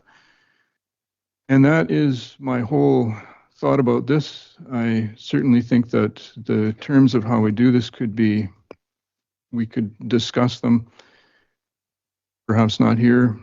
Perhaps staff would have more ideas how we could actually organize this, but I think I've spoken long enough, and that's what I wanted to see us do. Thank you. Seconder, Councillor Elliott. Thank you. So I do agree it would be good to have a way to plan for and expand the time we have dedicated to having communities speak to us or speak with us or have a conversation or make delegations. I think there's a number of ways to do that. I would be worried about approving a motion that hadn't been thought through as far as how do we implement it with budgets and resources. And so I would be more inclined to have staff bring us back a report for options for that. And some of the options I see is having additional committee meetings that are dedicated to delegations throughout the year. That could be one way to do it. We could even create a committee that's sole purpose is to just hear delegations from the community and have meetings scheduled that way. And they wouldn't require the same level of staff resourcing as what we currently resource other committee meetings because of the mix of the work that's being done.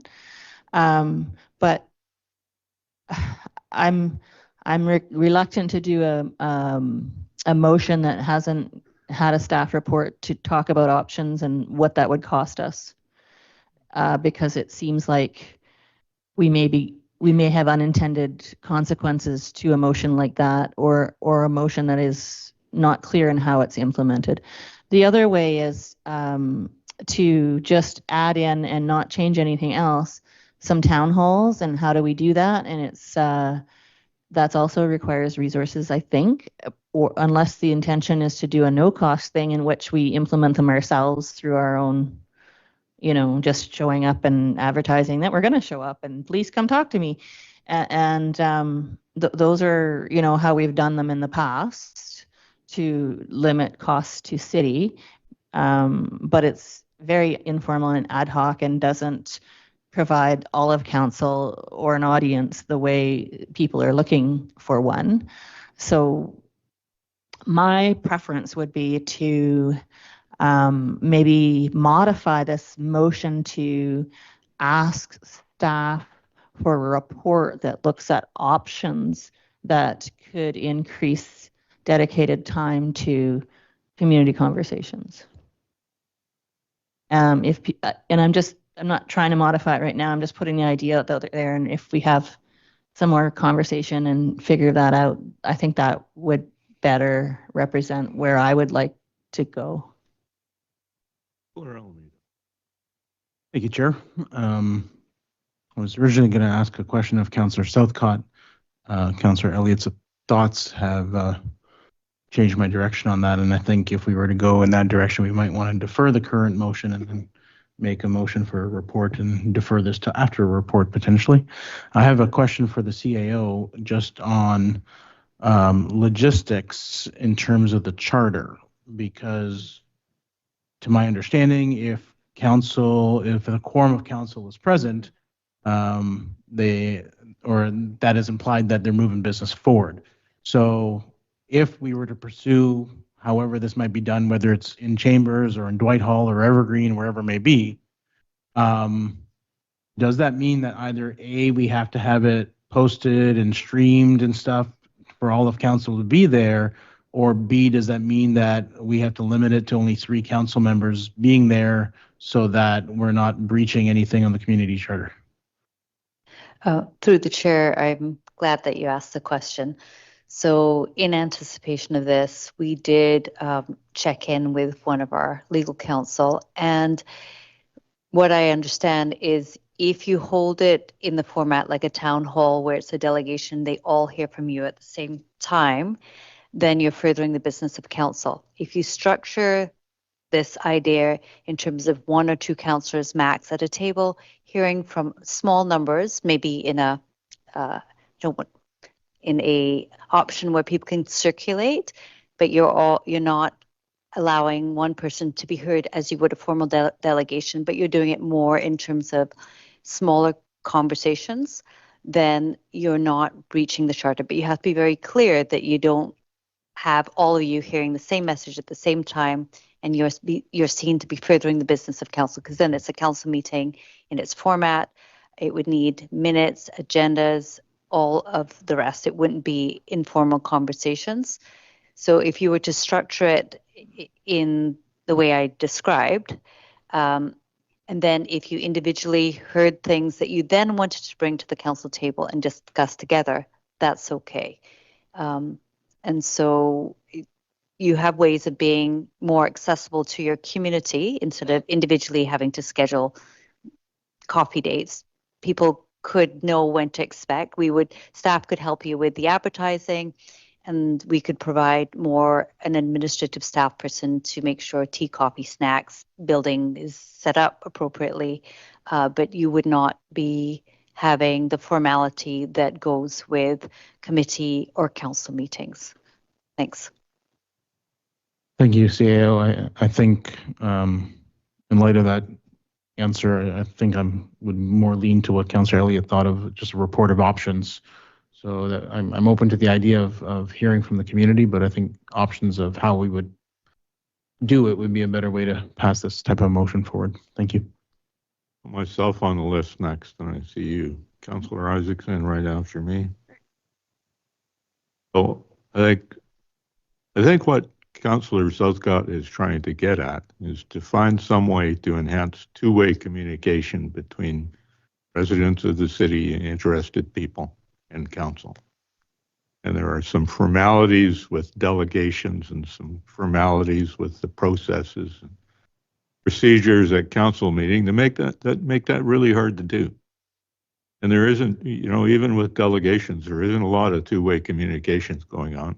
Usually a delegation comes to tell council what they think about something in whatever level of politeness you want to hear, but delegations generally come to tell council what the delegation thinks. Not to have a back and forth discussion, but to make an announcement and hold a position.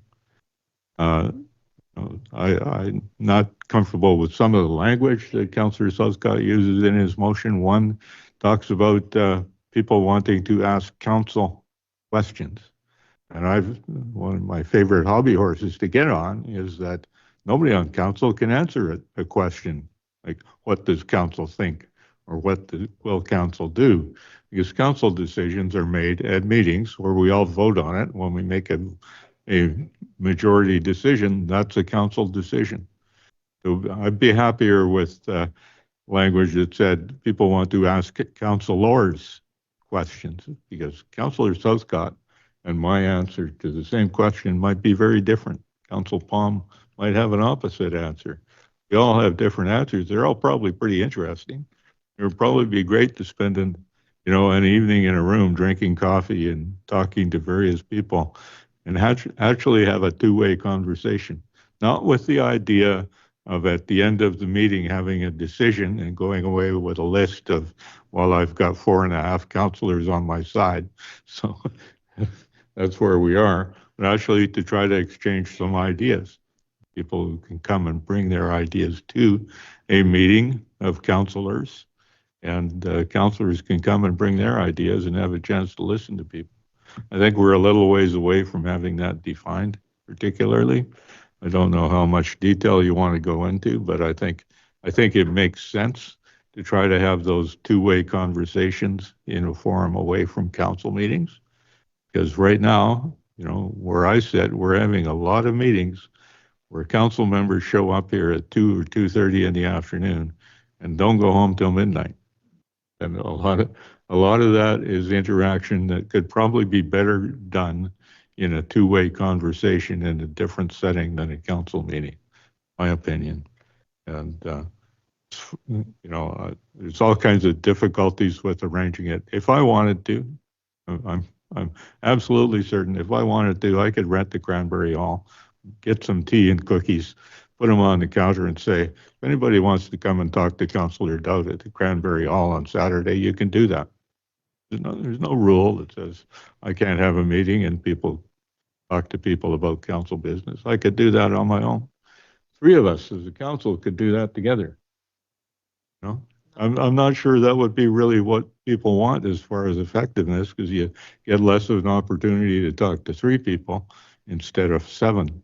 And, if 7 people are there, you can go around the room and talk to all 7 of the people about your idea. It might be a better thing to do. And we could coordinate that. But I'm along the lines of thinking maybe having a further discussion about what people on council want to do with this and clarify what council wants to do with it, and get some comments from the public about what the public would like to accomplish with that, if the public wants to do it at all. But I'm glad that Councillor Southcott has brought this, because I see it as a good faith attempt to try to establish more two-way communications between council members and the public, and we'll see where it goes. But that's my sense with it. I think we should all be willing to talk to people, and setting up forums where we can do that. Not a bad idea. And I have, as a matter of fact, been thinking about setting up a forum kind of like that myself. So Councillor Isaacson. Yeah, thank you, Chair. Just through the chair, actually not through the chair, sorry. So yeah, I agree with the spirit of the motion. The motion itself doesn't talk about anything to do with changing council meetings. While I think it's inferred in the previous, like in the whereas clauses, the action really is about holding quarterly scheduled community conversations, and it doesn't address things like our procedures bylaw or anything like that. And I don't know if that was intended or not, but the bulk of the last paragraph is something that I support, in the sense that when we started off on council with portfolios, Councillor Palm and I discussed something pretty exact to this, and we had been in conversations with Scott Randolph, our previous director of a number of portfolios, including communications, and he left the city before we had a chance to bring anything to council. And so, some of the things that Councillor Palm and I talked about were having table-based conversations where people could move around, and maybe rotating them around neighborhoods so that we were meeting people where they're at. I know when I was running for council, I had a little open house, and I had different questions that posed that people could write answers on. And one of the questions was about engaging with council or asking council questions, or letting council know what you thought. And one person's comment was, "Oh, I didn't know I could communicate with council." And it sounds strange for people that are here because they are aware of being in council meetings and perhaps writing to council. But for the vast majority, I would actually guess for the majority of residents in this town, I think it's very possible that many of them don't even know the names of the people on council, because there are so many other priorities going on in people's lives. And so I see this as an opportunity to be closer to people where they're at. I think the value in this is doing something in a different format than council meetings, in the sense that it is about two-way conversation. This is very stifled. I know people come up here and give delegations, and we had a recent delegation where someone was commenting about how we were just sitting there with stone face and not responding. And it's like, well, that's the format. It's very awkward. And so having something that it was a bit more human is I think desirable. However, something different that is a bit more engaging does take time. As someone who plans meetings professionally with people, it takes time to plan good meetings.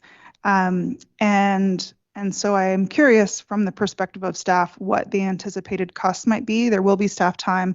There would be promotions. I do know we have a council engagement budget, and I don't think we've used it very much. And so I think some hard costs can be covered there, but staff time is real. So I think I would, if Councillor Elliott is planning to make a motion about a report back from staff on options, making sure that we're clear on what the charter allows and what it doesn't, I would be more willing to engage that motion.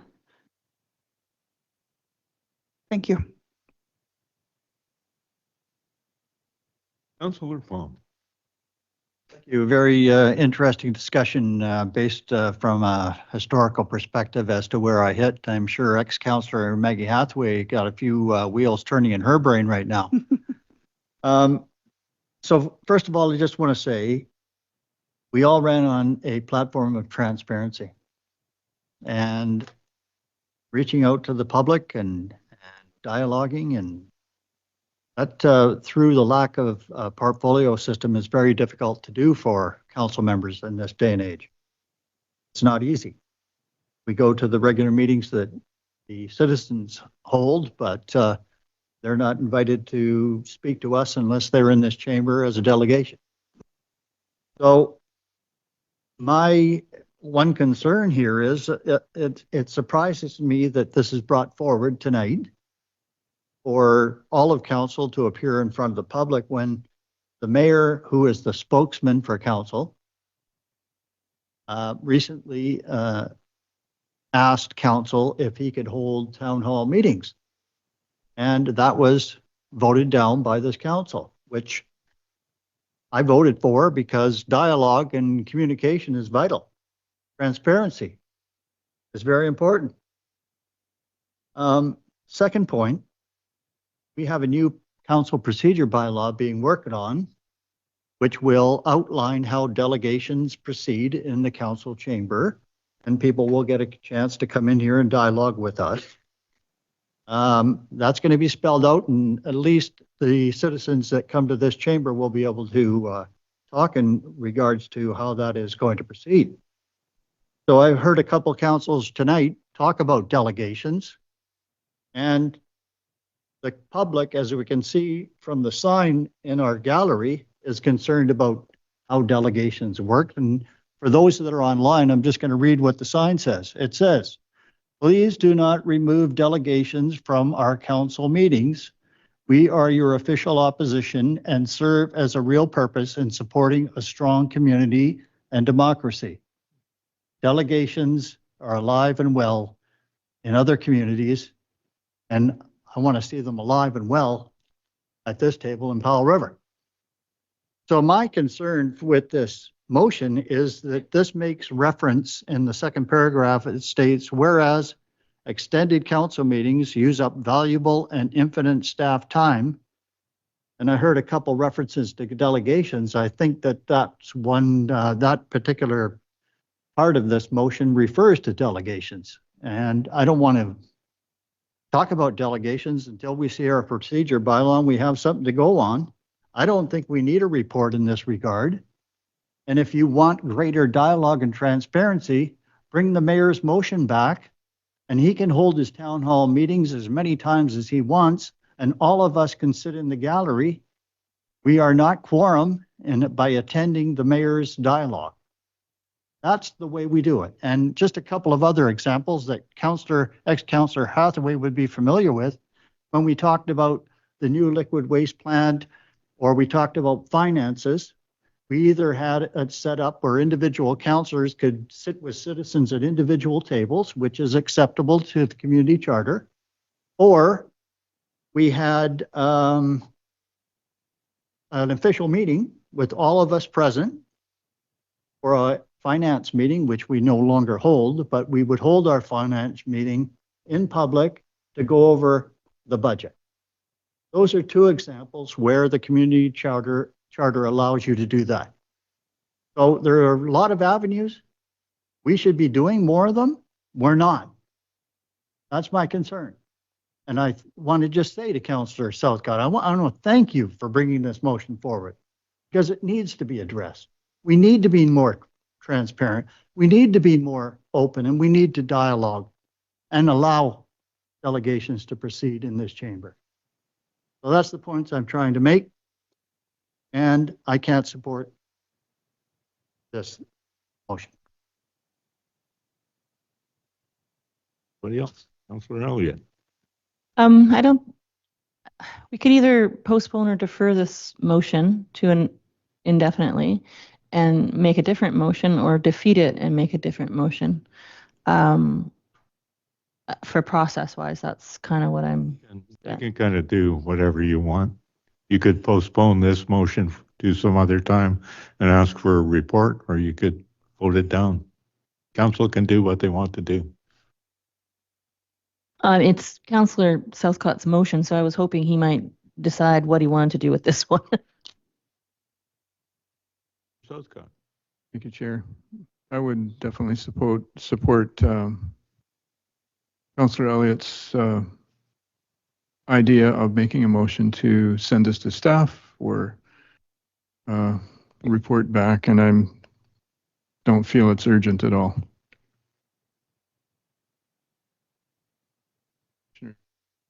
So a move to postpone this motion to a future meeting, undefined.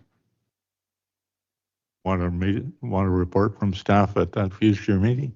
I just think we need to deal with the motion on the floor before we can make a new motion for a report.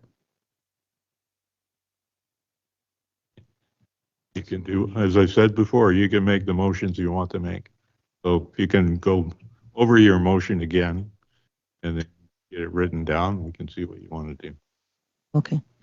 The motion, maybe I missed something. Was the motion withdrawn then? No, the motion was not withdrawn. You asked me a question earlier. I said you could postpone decision on the motion, for example, until after we get a report, or you could simply vote against the motion and that would be the end of it. Yeah, so I wanted to move to postpone. And I didn't want to postpone it to after report because I haven't made that motion yet. So I can't make that motion until we deal with this one. Second the postpone. You want to make a motion? Yeah, I want to postpone the motion on the floor Till when? to an undefined future meeting. Okay, you have a seconder for that? Second. Any discussion? Close up. I would support, I would happily withdraw this motion and make a motion to refer it to staff. But I do not want to just simply indefinitely postpone. So I can't support indefinitely postponing. Councillor Isaacson. Thank you. I mean, my intention in supporting the motion to postpone is we haven't, as Councillor Elliott said, we haven't yet passed a motion asking for a report. And so it would make sense that staff would bring forward this motion back to a meeting when they are also bringing back a report that we might pass at in a future motion. We haven't passed that yet. My intention would be to support such a motion to get a report back from staff. And so I do support this motion to postpone. It's left open because otherwise it would be referring to something that hasn't yet passed. For Alameda on the advice to postpone. I agree with Councillor Isaacson's interpretation. I think the only other option otherwise would be to postpone this until after Councillor Elliott's future motion to come up after and then come back. And with that, we can't do that. So It's not the motion, to be clear. It's not, it hasn't got anything to do with a future motion that may or may not pass. So it is a motion to postpone to a future meeting. Thank you. Anybody else have anything to say? All those in favor of the motion to postpone? 2, 3, 4. All those opposed? 1 opposed. Councillor Southcott is opposed, so the motion to postpone is carried. Councillor Elliott. I'd like to make a motion if I could. I move that council direct staff to bring back a report with options for increasing meetings dedicated to conversations with the community, including different methodologies, different budget, like different resources required and what those processes look like.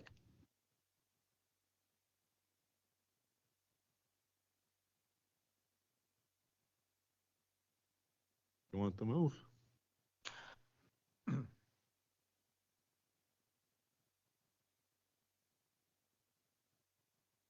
Yes. second. Any discussion? Councillor Isaac. I'd just like to propose an amendment to include reference to Councillor Southcott's original motion. So after that council, at the very beginning, refer Councillor Southcott's motion to staff, comma.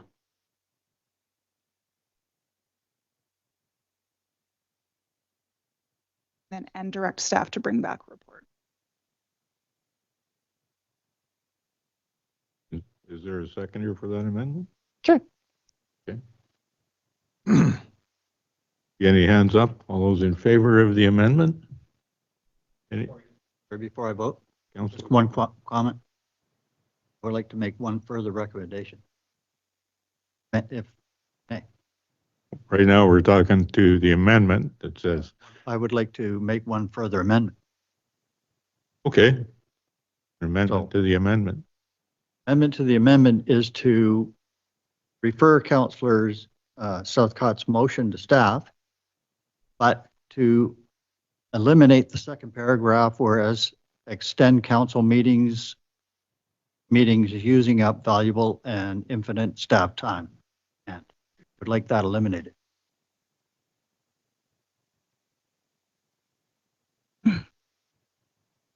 No, point of clarity, I guess.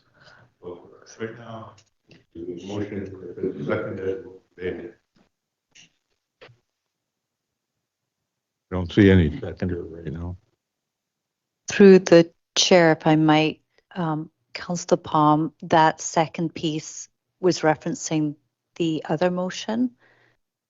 So this is a new motion. Ah, you're right. Okay. Okay. Through the chair, I understand now.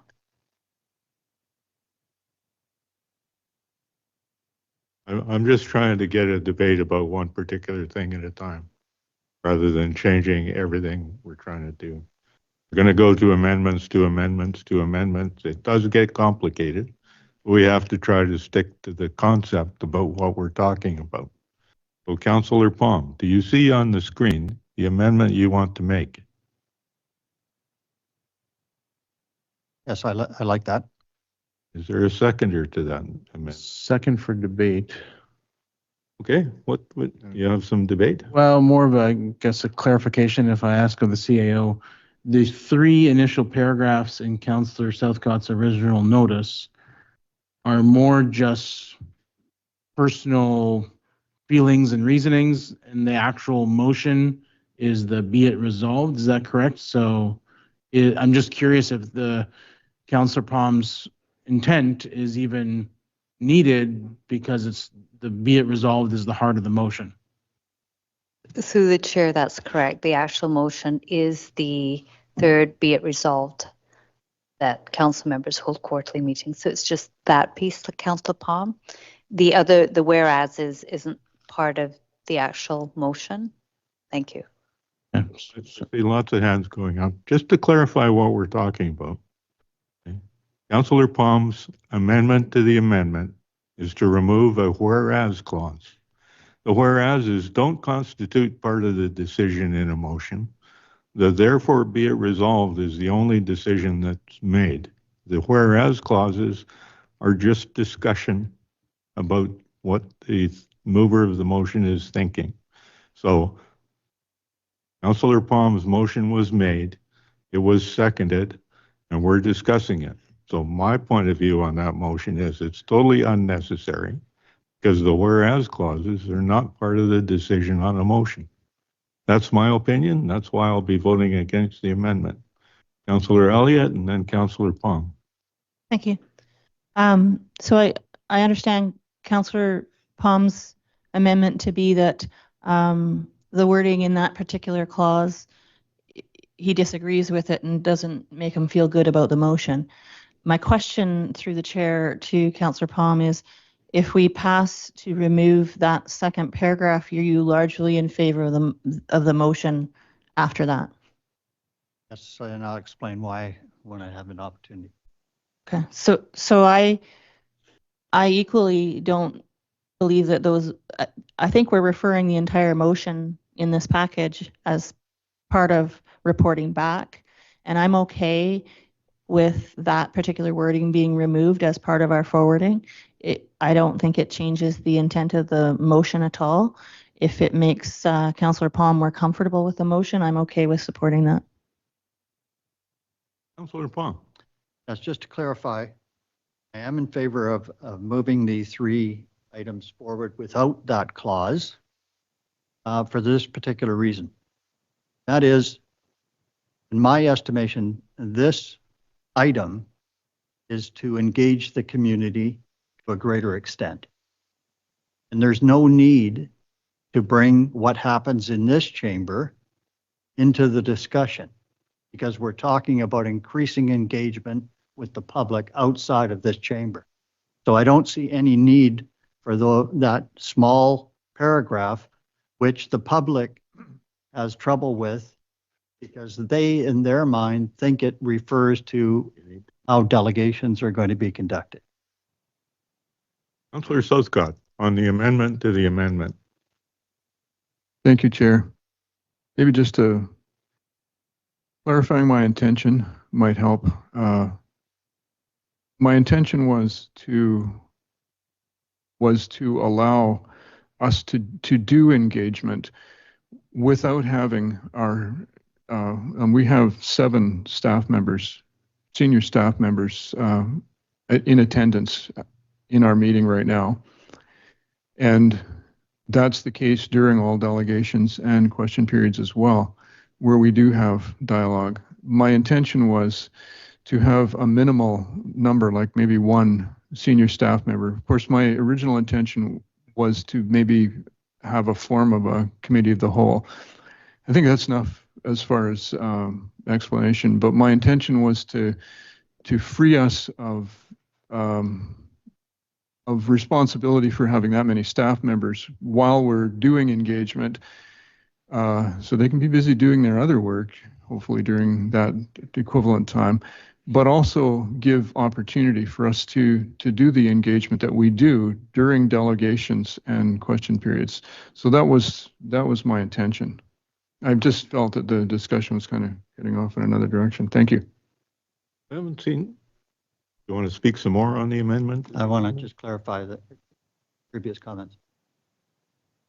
So my question to Councillor Southcott is then, what I'm asking for to be removed, your intent when you formulated this was to make no reference or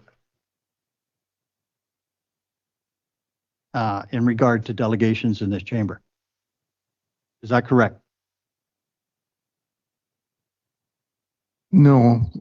We're getting away from debating your motion on changing the wording in the motion. We're getting down. If you want to speak to why it should be changed or not, that would be nice. Just saying, if I it was think. eliminated, it would be a lot clearer to the public and eliminate public's concerns.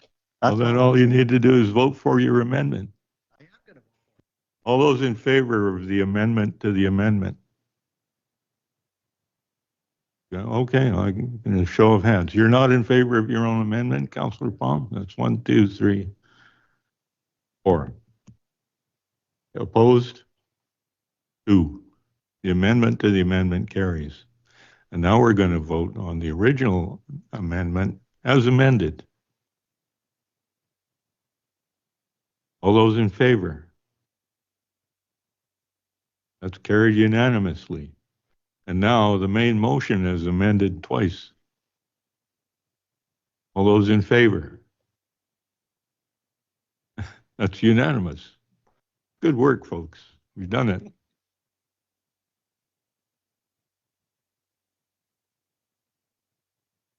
The main motion as amended. The main motion is amended by an amended amendment passed unanimously. Now we're at item 13. 13.1 is a notice of motion by Councillor Palm. You want to read your notice of motion, Councillor Palm? Yes, and I'm not going to belabor the point. I'm just simply going to make the motion because I have a rationale that will appear. Councillor Palm, all you can do tonight is read your notice of motion. It'll be discussed at our next meeting. Absolutely. So, notice of motion. I move that whereas the City of Powell River is committed to ensuring the safety and well-being of all residents, including those living in supportive housing and emergency shelters, and whereas the current operator of the supportive housing facility and emergency shelter in Powell River has not sufficiently contributed to alleviating safety concerns in the surrounding neighborhood, including ongoing issues with crime, theft, vandalism, and whereas these issues are negatively impacting the quality of life of local residents, businesses, and emergency responders, therefore be it resolved that the City of Powell River request, through a Freedom of Information request, a copy of the existing contract between BC Housing and Lift Community Services for the operation of the existing supporting housing unit located at 4910 Joyce Avenue, Powell River. That the City of Powell River request that BC Housing ensure that any further operator demonstrating a strong commitment to community safety and effective management and support of both resident and community needs, that BC Housing consider input from the City of Powell River in regard to neighborhood concerns and expectations prior to issuing a new contract. That the City of Powell River request a financial contribution from BC Housing to assist with security, safety, and regular cleanup in the neighborhood surrounding the supportive housing and shelter buildings in response to issues perpetuated by those facilities being located in close proximity to each other and residential neighbors. Lastly, that a copy of this request be forwarded to the MLA for additional assistance. Thank you, Councillor Palm. For the audience, notices of motion are simply that, notice of motion that will be brought forward at the next meeting. So we're done with that. So that brings us to question period. Mr. Galinsky, do you have any questions out of all that?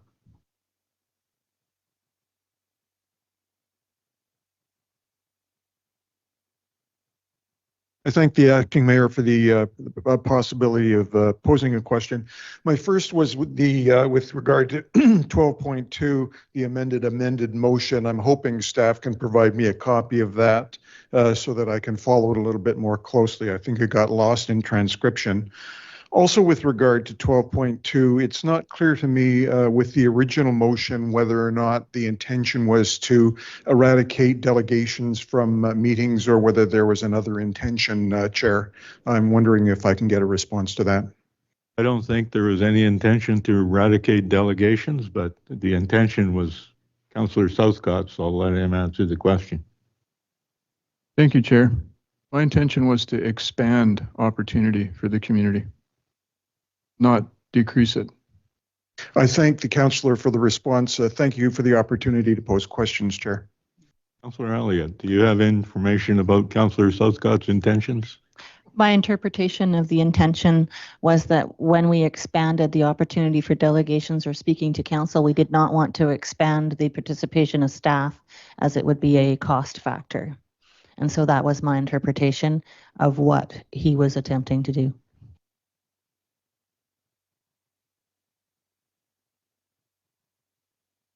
Bob Baumdier, thank you for allowing me to ask a question. Do we limit the number of delegations now to any type of subject?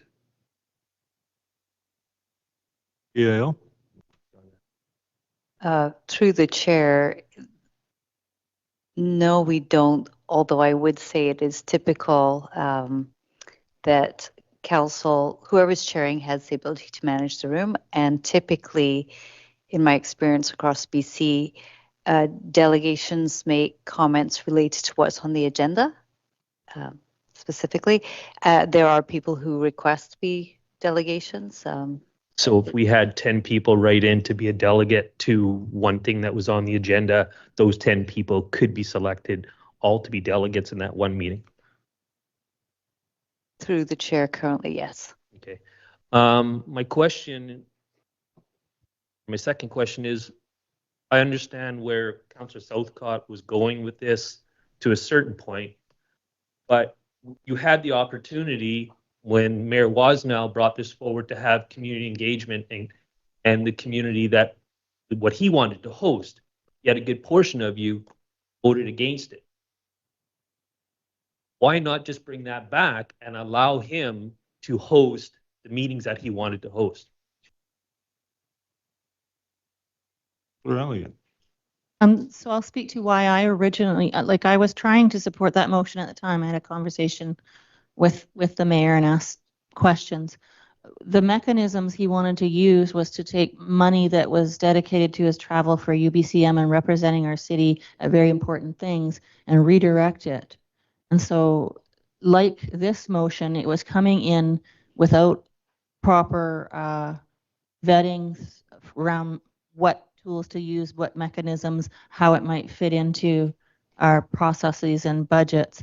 And it was hard for me to support him maybe not coming to UBCM or AVICC because the budget wasn't there. And then he further committed that he would then pay for those himself, which is wonderful, but not a proper way of doing business. And so I was really uncomfortable with the mechanism he was trying to use. And that was, maybe we could have explored a better way.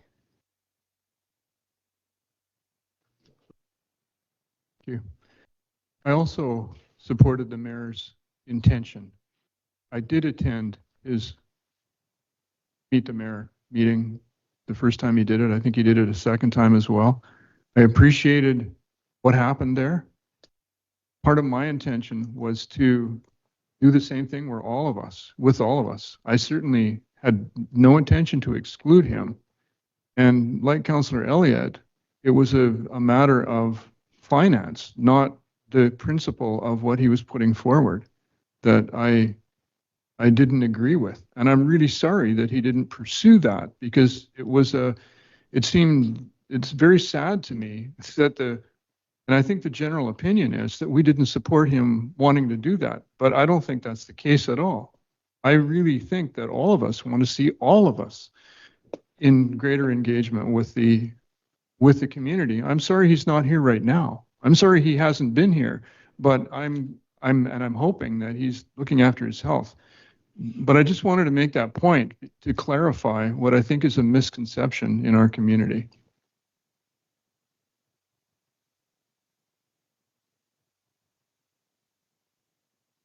Through the chair, if I might also let Mr. Bombonier and others know that to make a request to be a delegation for council or committee of the whole, there are deadlines Wednesday at 4 p.m. or Thursday at 4 p.m. So just so people know. Thank you. Hi, Catherine Yorlofson through the chair. My first question is regarding the timing for delegations. So right now you have to put in to be a delegation before you know the agenda, and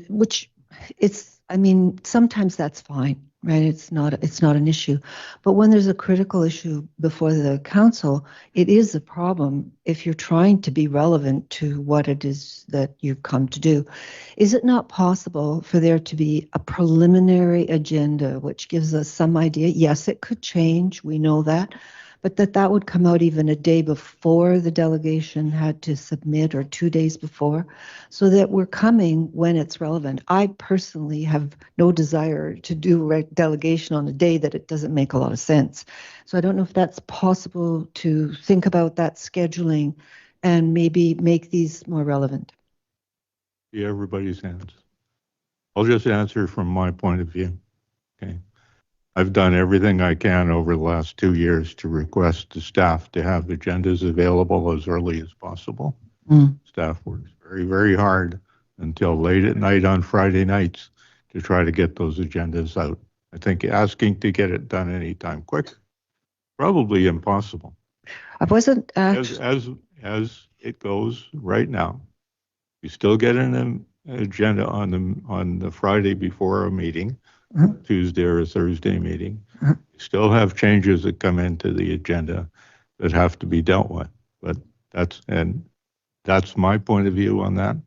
I want to point out that delegations aren't on the agenda tonight. We're not talking about, but we will be talking about them soon when we talk about the procedure bylaw and the delegations and the other new opportunities for public input that are in the draft of the procedure bylaw. So, Councillor Isaacson, did you have something else you want to add to the question? I wanted to elaborate specifically. You mentioned the public input. So specifically to what you mentioned in the draft procedure bylaw that we were discussing, we've made room for like a public input period. So at the beginning of the meeting, you don't need to sign up as a delegation, but you're welcome to speak to specific items on the agenda. So say if there's a motion related to housing or a potential new committee that that people would be welcome to provide input, because the order of operations is weird. You don't know when to sign up before the agenda is published. So this is in the new procedures that are coming? We haven't seen the latest draft. It hasn't come to us for any sort of readings or adoption. But when we discussed the most recent version of it, when we were workshopping it, we had discussed adding a public input period. It would be limited, I think maybe 2 minutes or something per person, but that way if there's a lineup, we could ideally get through them and hear people's views on the items that are coming up in the agenda that night. Okay, great, thank you. Thank you. Councillor Almeida. Thank you, Chair. And just to add a little bit to Councillor Isaacson's point, as we saw even today, most decisions that happen at council take a couple of months because they come to a committee meeting, then they'll go to a council meeting 2 weeks later, and then there's 3 readings and an adoption. So even if the original time someone's not able to present, and even with what Councillor Isaacson mentioned about the engagement session that we're looking to bring in, there's still that opportunity before any votes actually happen, because the first time it comes to council, no binding decisions are ever made. Oftentimes it'll be a vote to send it to council, or sometimes like we did on Tuesday with the draft one of the budget, We even deferred that vote to a future meeting to allow all of council or all of the committee to elaborate a little bit more. So I think as staff, as Councillor Dowd said, works extremely hard to get the budget, the agendas even out. Any earlier would be harder, but there's always that additional time before any voting's actually done for a delegation to come after hearing the initial report. So I think the CAO wanted to respond about the agendas, but I didn't give you a chance yet. Through the chair, I do apologize. I actually have homework to do tonight that would actually have answered your question. So I'm without the deputy corporate officer, but there is definitely opportunity, if it's not already in the draft, for council to consider that very matter. And you're correct that this is, in other areas I've worked, there's structures that allow it a bit differently. So it makes a bit more sense. Thank you. Paul. My second. Hang on a second. We've got an eager group of councillors here that want to try to fully answer your Okay, sorry, I'm ready. Councillor Elliott. All right. So, thank you. And the one of the awkward things is in order to be on the agenda as a delegation, you have to submit before the. But some of the ways that are easy to figure out where you should be is a lot of the major reports and decisions before council come first to committee of the whole and are generally then not coming to council for another 2 weeks. And so then it would either be the next one or the next one, right? And you can phone up and talk to staff and say, I'm interested in being a delegate on the agenda where you're going to address this coming up. Can you let me know which one you think that might be? And they could provide feedback if they know, and if they don't know, they'll tell you. And so that can be kind of worked out with staff a little bit. So there's that way. And then we had wrapped our head around this exact point that lots of times people just want to provide input and don't want to be a formal delegation with a presentation and a PowerPoint and the whole works. And so we're contemplating a public input that's not required to sign up for ahead of time. It's on the agenda. Here's the period. If you have something for input onto those decisions before us tonight, now is your time. People can then provide input specifically, and a lot of them could hold it to, a shorter amount of time that way because it's specific input on this particular decision. And so that was an idea that we had as well that hasn't come through the draft yet, but stay tuned. Will do. I do have something else that's to do with the handy dart. I, with my husband, used the handy dart extensively through 2021. So does anybody know this whole thing about making appointments? I don't believe this has changed since 2021, in which case your recommendation's backwards. So it says, allow riders to book medical appointments less than 2 weeks in advance. It should. Right now, you can book at 2 weeks, you're booking for the next 2 weeks. And the problem is when they want to book, so when they want to book short term, they can call today and ask for tomorrow. The problem is there's no capacity because 2 weeks before, they've all been booked. So the reading of this is incorrect. Is saying that medical appointments, they want to have the permission to book medical appointments less than 2 weeks in advance. They have that opportunity now. There's just no capacity. Okay, so if I phone tomorrow morning, I'm booking for 2 weeks from today. And now if somebody phones up and says, hey, a week from now, I need an appointment in 3 days, those are long gone. So this less than is, I think, incorrect unless it changed dramatically. The language that was in the motion Right. came from our joint committee. Yes. Accessibility. Yes. I think it's a very wide open question. The ability to book an appointment to ride the handy dart depends on a lot of things. It depends on the availability of a vehicle. Depends on the availability of a driver and the ability to dispatch it. And I think the motion that council passed tonight allows that joint committee to work with BC Transit and with Handy Dart to try to improve it. And Oh, I think that's probably true. I think the wording is never perfect, but I think it provides the opportunity right. for this group to work with council and with staff to try to get something better for transit. Definitely. And Sundays too, please.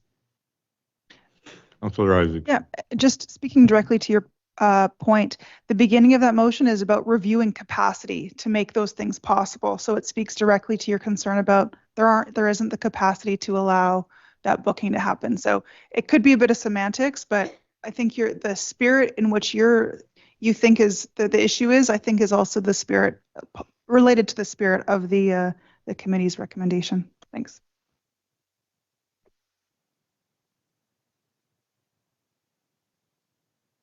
Good evening, Richards.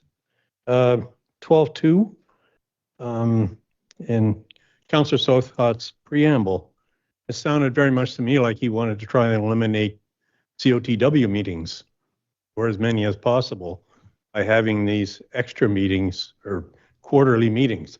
Is that the case? Early in our term, and I think it was a recommendation from who was the consultant that we? Acting CEO at the time, yeah. Anyway, the recommendation was to minimize committee of the whole meetings as much as possible. What that would have done in what I was referring to was that we could use spaces if those spaces still existed, but they don't because we have apparently needed committee of the whole meetings. So absolutely, I think most of us enjoy the committee of the whole meetings because it is a discussion, it's a committee, so we can discuss things. And that is, I've always really enjoyed being able to do that. So we have gone back to using way more committee of the whole meetings. In fact, pretty much filled our schedule. So absolutely, I don't have intention of, or it was not my intention to suggest eliminating them. Okay. The only reason I ask is because I find it almost offensive to say you're using up valuable and finite time on us. I mean, you're here for us because of us. So your time is more valuable than ours? So if I may, I was referring to the time of the staff who participate in these meetings, not us. What I wanted to do was possibly, and this may not even be a good idea, was to give us the opportunity to have meetings, all of us, with the public, maybe represented by one or two staff members, so we didn't have to tie up the time of all the rest of the staff members who are very seldom involved directly in like question periods like this or delegations. Like sometimes they are, but often they aren't. So I wanted to give us more time for the community to work with council. So essentially exactly the opposite of what you're suggesting. That was what I was trying to suggest. Well, I have to suggest too that it's very seldom I've seen that many head of staff attending these meetings on that board or sitting here. Usually quite a lot. So, you don't see it that often. You have a question related to that? No. Okay. I just wanted to make sure that we're not going to cancel more COTW meetings because you want to talk to us once a month or once every 3 months about what's going on here. Councillor Southcott answered your question. There's Thank no you. intention to remove any committee of the whole meetings.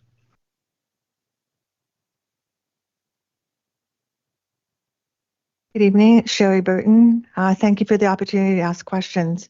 With regards to agenda item 9.1, was an amendment to the waste management budget in the QID 5-year financial plan looking for almost 1.3 million from the city towards the $2.5 million resource recovery center to complete final stage. Was that done? Councillor Elliott. Thank you. So at the regional district meeting, that was I'm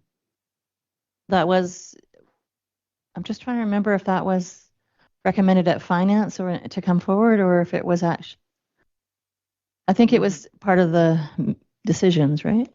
I believe the decision at the regional board was to send that request to the city. And I'm not sure whether it has been done yet, but this council has not seen that. Okay, but it was discussed at the QRD. Through the chair. So what Ms. Green and the CFO at the regional district said was we needed to amend the draft 1 financial plan in order to meet end of year auditing requirements. And should the city decide against that because it hasn't come here yet, they would then change it to borrowing in January on draft 2. So the decision hasn't been made here, and she knows that. It's still at the request stage that should land here at some point for council to discuss. Procedurally, she needed draft 1 to reflect either borrowing or that scenario in order for it to work. So she preferred to put it that way in the draft 1 and change it later if it became borrowing. Okay, great. Thank you for clarifying. You're welcome. With respect to agenda items 8.1 and 13.1, the vulnerable supportive housing clients are in the current supportive housing are being exploited and violated. Deaths are rising. Drug dealers are living in the building and operate openly. Violence is out of control. Sexual assaults are occurring. Women are living in fear. A client's choices are deeper addiction, suffer violence, or return to the streets. The community suffers from rising crime, no trust in the process, and hopelessness. In my opinion, council is becoming complicit by not taking steps to protect supportive housing clients and the community. So regardless of whether Councillor Palm's motion is adopted, my question is, will council commit with its good intergovernmental relationship with our MLA to address and correct the serious management issues with BC Housing before any further supportive housing projects are implemented? As I've said before, council hasn't made a decision on that question yet. Well, no one at the table can tell you what council will do. Any of the councillors want to try to answer your question, they can. You want to try to answer that question, Councillor? Well, can I just interject for just a quick moment? You asked the question. But you seem to have misunderstood. Like, I don't, regardless of whether Councillor Palm's motion is adopted, regardless, I'm referring to item 8.1, which is homelessness, the homelessness study. This is all part and parcel of the city dealing with homelessness. So that's my question, is regardless of what you decide with Councillor Palm's motion. I understood that. You asked, the question I heard you ask was, will council do a number of things with the provincial government? And my answer to that was council, in order to answer that, would have to have a motion on the table and make a decision. We haven't done that. But if any of the councillors would like to tell you their opinion, they can. Councillor Elliott. So it's out of order for any of us to debate a motion that's not on the floor yet. And since the notice of motion has been made, we have to hold our comments to the debate that happens when it comes forward. Procedurally, that's the way it has to be. So you're asking a question about a notice of motion that none of us can talk about. But your question is a procedural question as well. We actually can't make commitments. We can only just make decisions collectively, and we can't speak to what we may or may not do. Each one of us is perfectly able to bring motions forward at some point in time. None of us can speak to the collective will until there's a decision made. Will anyone on this council make that motion? There's a notice of motion that will come out of already as part of Councillor Palm's bringing a motion forward. Through the chair, could I help? So I think the challenging thing for people who aren't part of the process is a notice of motion is never debated when it's given, but it will be on the agenda. The next council meeting will be December 19th. There's a possibility we could put it on the special close, but we have that. So you will have an opportunity, council will have an opportunity then. But right now, they just procedurally can't do what you're asking of them. Thank you. Councillor Almeida. Thank you, Chair. And as my fellow councillors have said, we can't say yes or no to that, but we can talk about decisions we have already made. And when we made the earlier decision on the road allowance, another decision that was made over there was to invite BC Housing and the members of the government to a meeting to discuss things more. So steps have already been taken as far as we can get right now to have further conversations. All we've done so far is approve a rezoning of a road allotment. That's all that's been done so far. Through the chair, you've given 3 readings of a bylaw. First step. My mistake. Thank you. That's in the new year. Yeah. So Actually done that yet. yeah, but in that process of making that first step, we asked for a meeting with BC Housing. So that's that step we've already taken to have those conversations. And that's all we can talk about because those are the decisions that have been made so far. But the member of the public, I find it extremely disturbing what's going on in supportive housing. And my opinion is you're all complicit in what's happened there. Any other questions? IT, is there any one online that has a question? No one online? Good evening, Council. Thank you for the opportunity to ask a question. And I hope the Council will provide me just a small bit of latitude to make a preamble ahead of my question. I've been attending this Council chamber, this one and the one upstairs, since 2004 with a camera. At first, on behalf of Shaw, their tapes ran an hour and a half, and that was the end of it.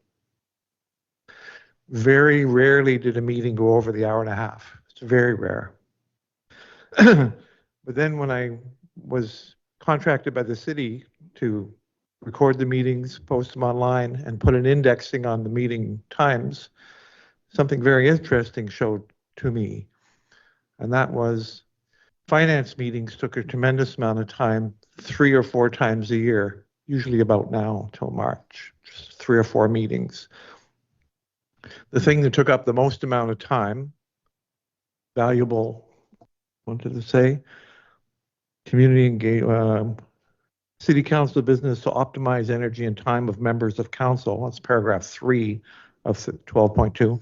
The thing that took up the most amount of time was sports team recognitions, very important and vital part of supporting our community. Grant requests, anywhere from 20 to 30 people would come in and give anywhere from 1 to 15-minute presentations. And community force grants, both the requests and the granting of them. Those took up a tremendous amount of time. All important stuff, absolutely. The other thing that took up a lot of time was chickens. Over 2.5 administrations, whether or not the public was allowed to have chickens, how many they were allowed to have, and all that thing. I estimate close to 40 hours was discussed at this table about chickens. And we lost 2 community members over it who sold their houses and said, I don't want chickens in my neighborhood, and left, which is too bad. That was a very expensive decision. The other odd thing that takes up a lot of time is individual speakers speaking about subjects for really long periods of time. And that has been over since 2004. That's what, 5 administrations now. And it varies. The faces change, but the amount of time is there. So anyway, I just hope that you might look back at some of the meetings, because when you're actually stamping the time in, as maybe your IT people are here, they notice these things. And some stuff actually happens almost precisely at the same time every meeting. It's very interesting. So I just wanted to ask council if they're going to put that sort of effort into this review of access to meetings that the public is going to have to see just exactly how much time things actually take.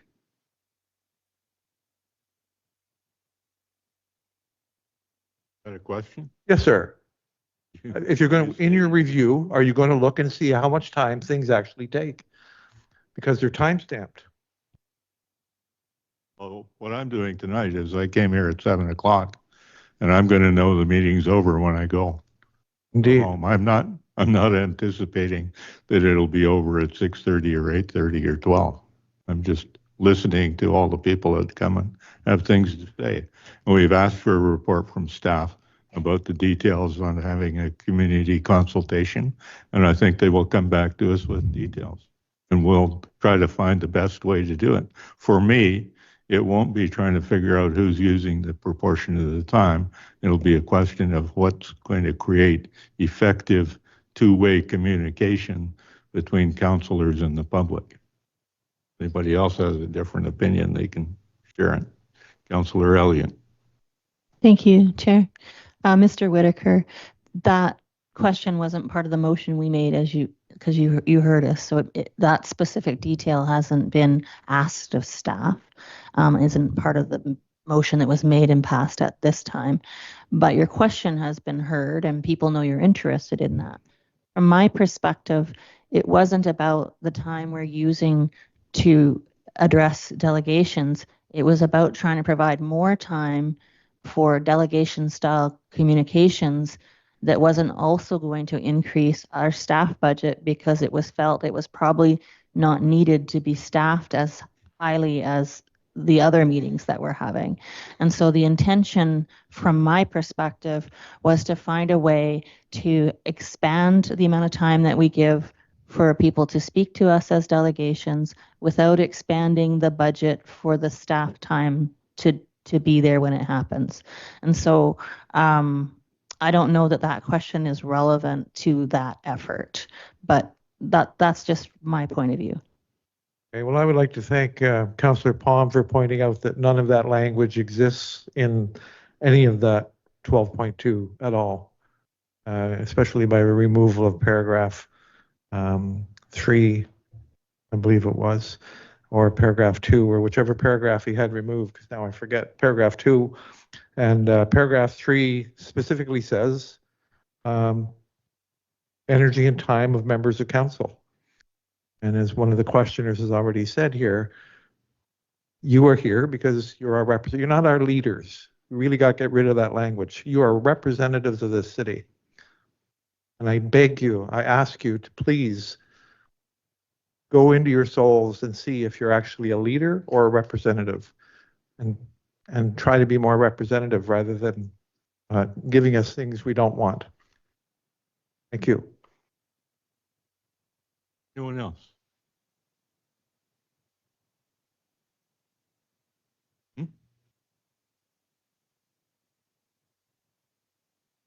Hi, Robin Murray. It's to do with last one. Actually, there's a few questions I have. Under 8.1, we're back to good old Bill 44 that the NDP government brought in. It's actually a year ago that I first brought this topic up. I'm really curious. It took up a lot of staff time in order to get ahead of the game and comply with their requests to be in compliance. And a lot of projects had to be put on hold so that they could comply with their demands. I'm just curious, was all of that time that it took to come in compliance, was that tracked? And is there a dollar amount that could be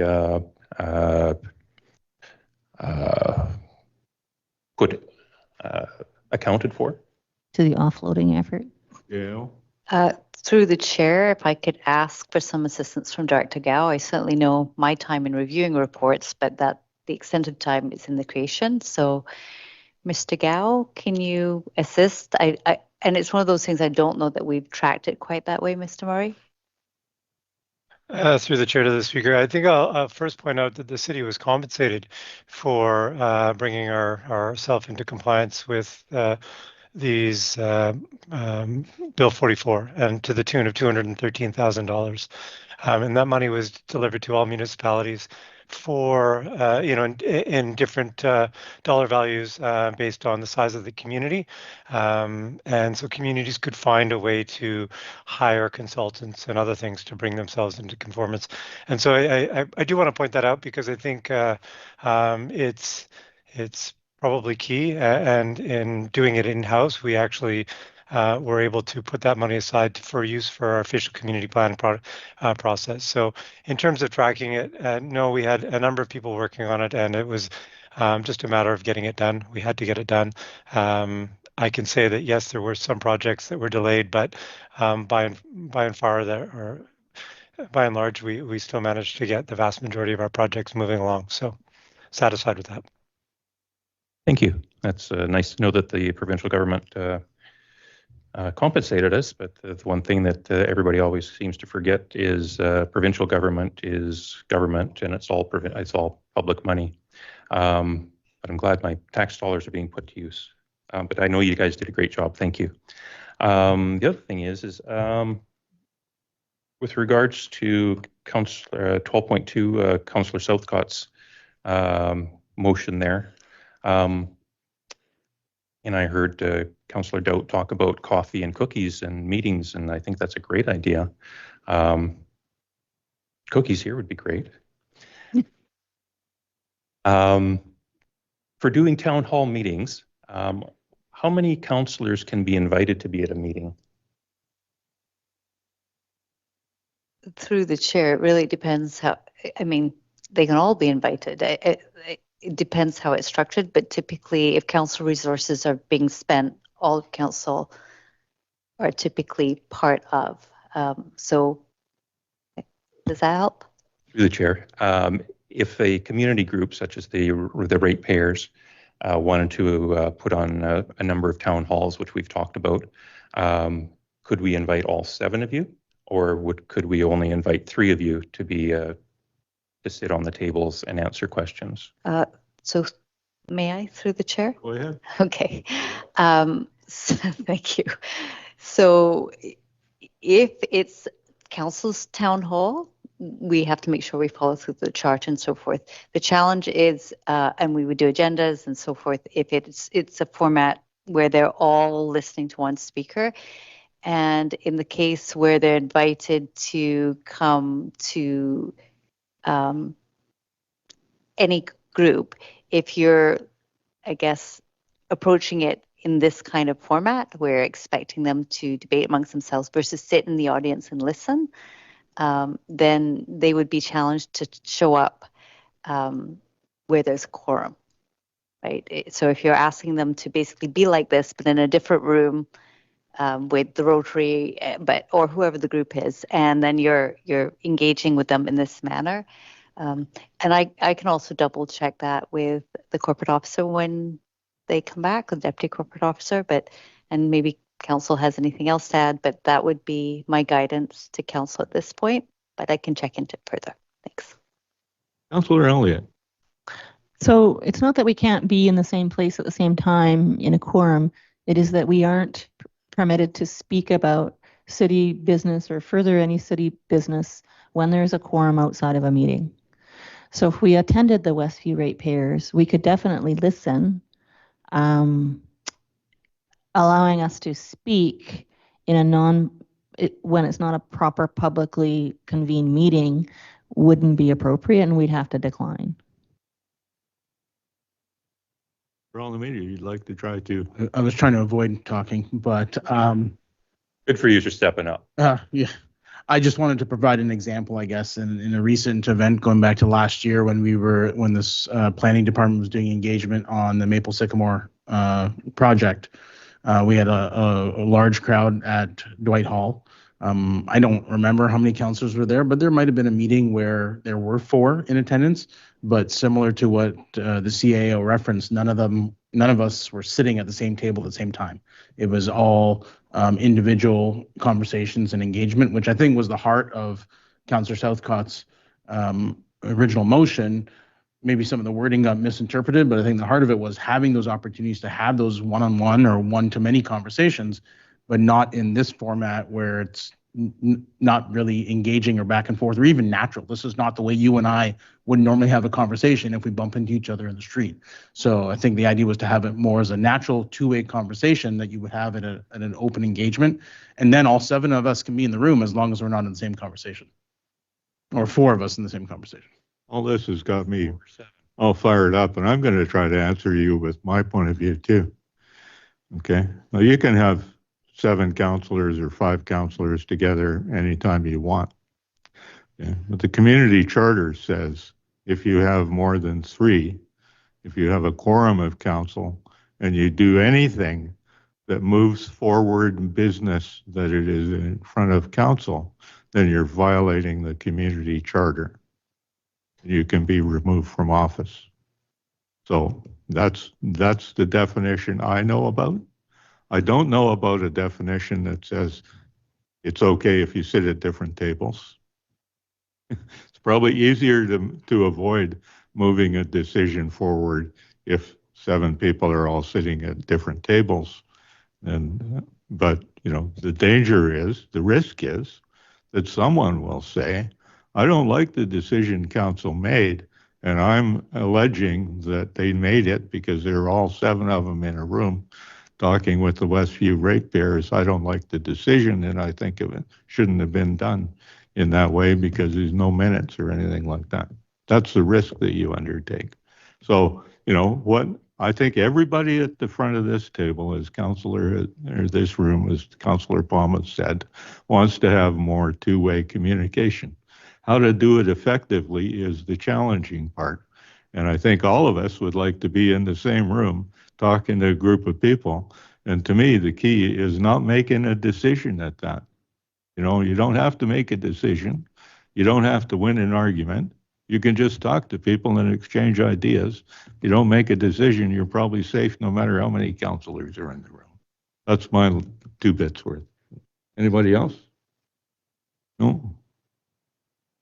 All right. Does that Thank help? you very much. Sounds good. I look forward to having you there. I did enjoy the Westview ratepayers last week, by the way.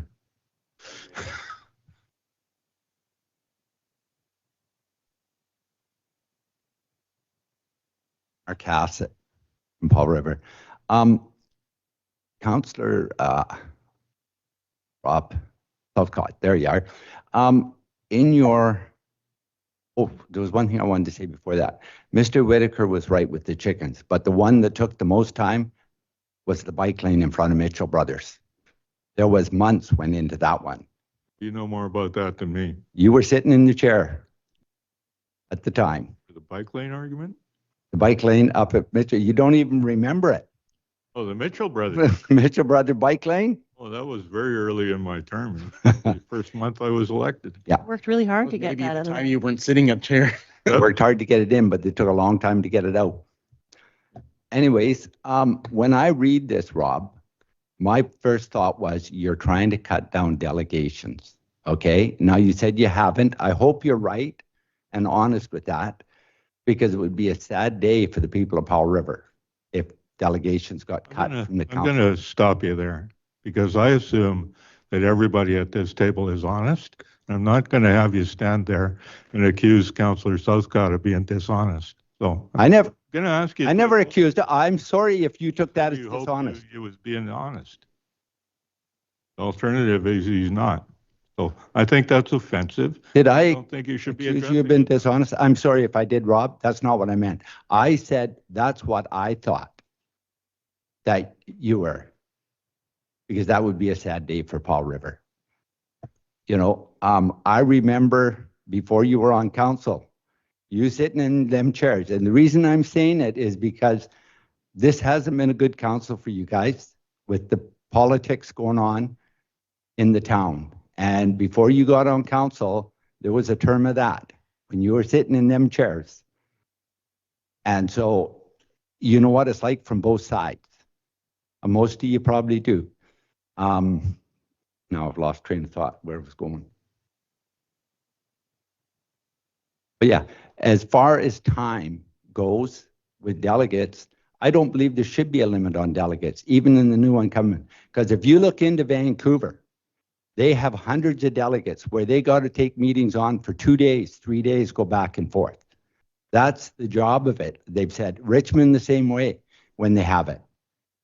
But these people up here, I agree. I've never seen them in the chamber like this, all the staff. But what has changed to cause that? From sitting in my seat, from last council, the council before to this council, there's been 2 changes. One is portfolios. So nobody knows what's happening down there, or up there, I mean, now we're down upstairs. Nobody, as council, like you don't get to talk to people, I don't think anymore. Like nobody's got portfolios, so how do you talk to them? I think that's a major one. Point of order, Chair. Is there a question related to the agenda? Yes, there is. Yes, there is. And that's another word I've heard a lot more. I didn't even know what it was before this council chamber, this new council. And the other thing is the roundup. You guys used to meet for half an hour before council, so you knew it. And I think that's a big part of the problem is the disconnect between council upstairs. Anyways, that's all I wanted to say. You didn't, with all that, you didn't come up with a question at the end. I just want to point that out. So I wanted to point that out, yes. I want to answer his question. And I think that's what's taken so much time in these chairs. Councilor Alameda wants to. Okay, go. So, yes, you're right. There wasn't a question, but I do want to say a couple things. Until recently, the 5 chairs in front of us were full every meeting for the year that Ms. Bopelsing has been CAO. In fact, for the first year I was on council, we had, and even the few meetings I attended before council, before I got elected, I saw the CAO, the corporate officer, and maybe the deputy corporate officer, the CFO. That was it. Since CAO Bopelsing has been here, we have had directors at every meeting. And Mr. Hassett, for the fact that you've been here almost at every meeting, I'm surprised you haven't noticed the difference. The only reason why they're online right now is as a choice of our CEO to change the structure of the meeting for other reasons I don't need to get into right now. But these 5 or 6, and the number might fluctuate, those 5 chairs have often been filled. Sometimes the chairs in the back have been filled for many of the last few months. So they have been there. And Councillor Southcott has said several times the purpose of his motion wasn't to take away from any community engagement, was to not have to have the staff involved as much, to allow them to do other things in their life, which will help retain staff down the road as well. So we've had that comment a couple of times today. These chairs have been filled every meeting except for the last month and a half. Brilliant. Thank you. Mr. Hassett is the longest standing person in this room. With perhaps, have you been here longer than Maggie? I don't know. So, and I thank you for coming, and I think your dedication in coming here is wonderful. I like seeing you here. The change that the who we have on staff at any meeting is agenda driven, and so when they can speak to any of the things on the agenda, they're here on standby, waiting to see if we have questions, staff have questions, or public have questions, so that we can answer. So it's agenda driven, and so the idea being, if we had meetings that had nothing else on the agenda other than delegations, we wouldn't have a need for that. And so I think it's not a bad idea. I don't know how it would work, and I'm wanting to see how it might work. And that's what we're going to get as a report to figure that out. But the new structures, including some of the meetings, came out as a result of a lot of professionals coming here telling us what we've been doing wrong. So we're trying to do the best practices and move forward in the way that we're supposed to, according to the law and so forth. And so that's all I can say about that. And I agree, they've been here for this term. But what I'm saying is last term, they were in committee the whole meetings quite often. But very rarely you've seen, other than Adam, the finance, very rarely you've seen him at council. Well, because we're having reports come straight to council now too, and not having gone through committee of the whole. Okay, anyways.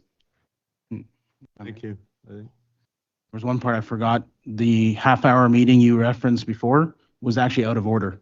And that's why we no longer do that, because as a council, we're supposed to meet in public, as we talked earlier today. So when we were meeting for 30 minutes, not in public, it was actually out of order. So that's why it was dropped.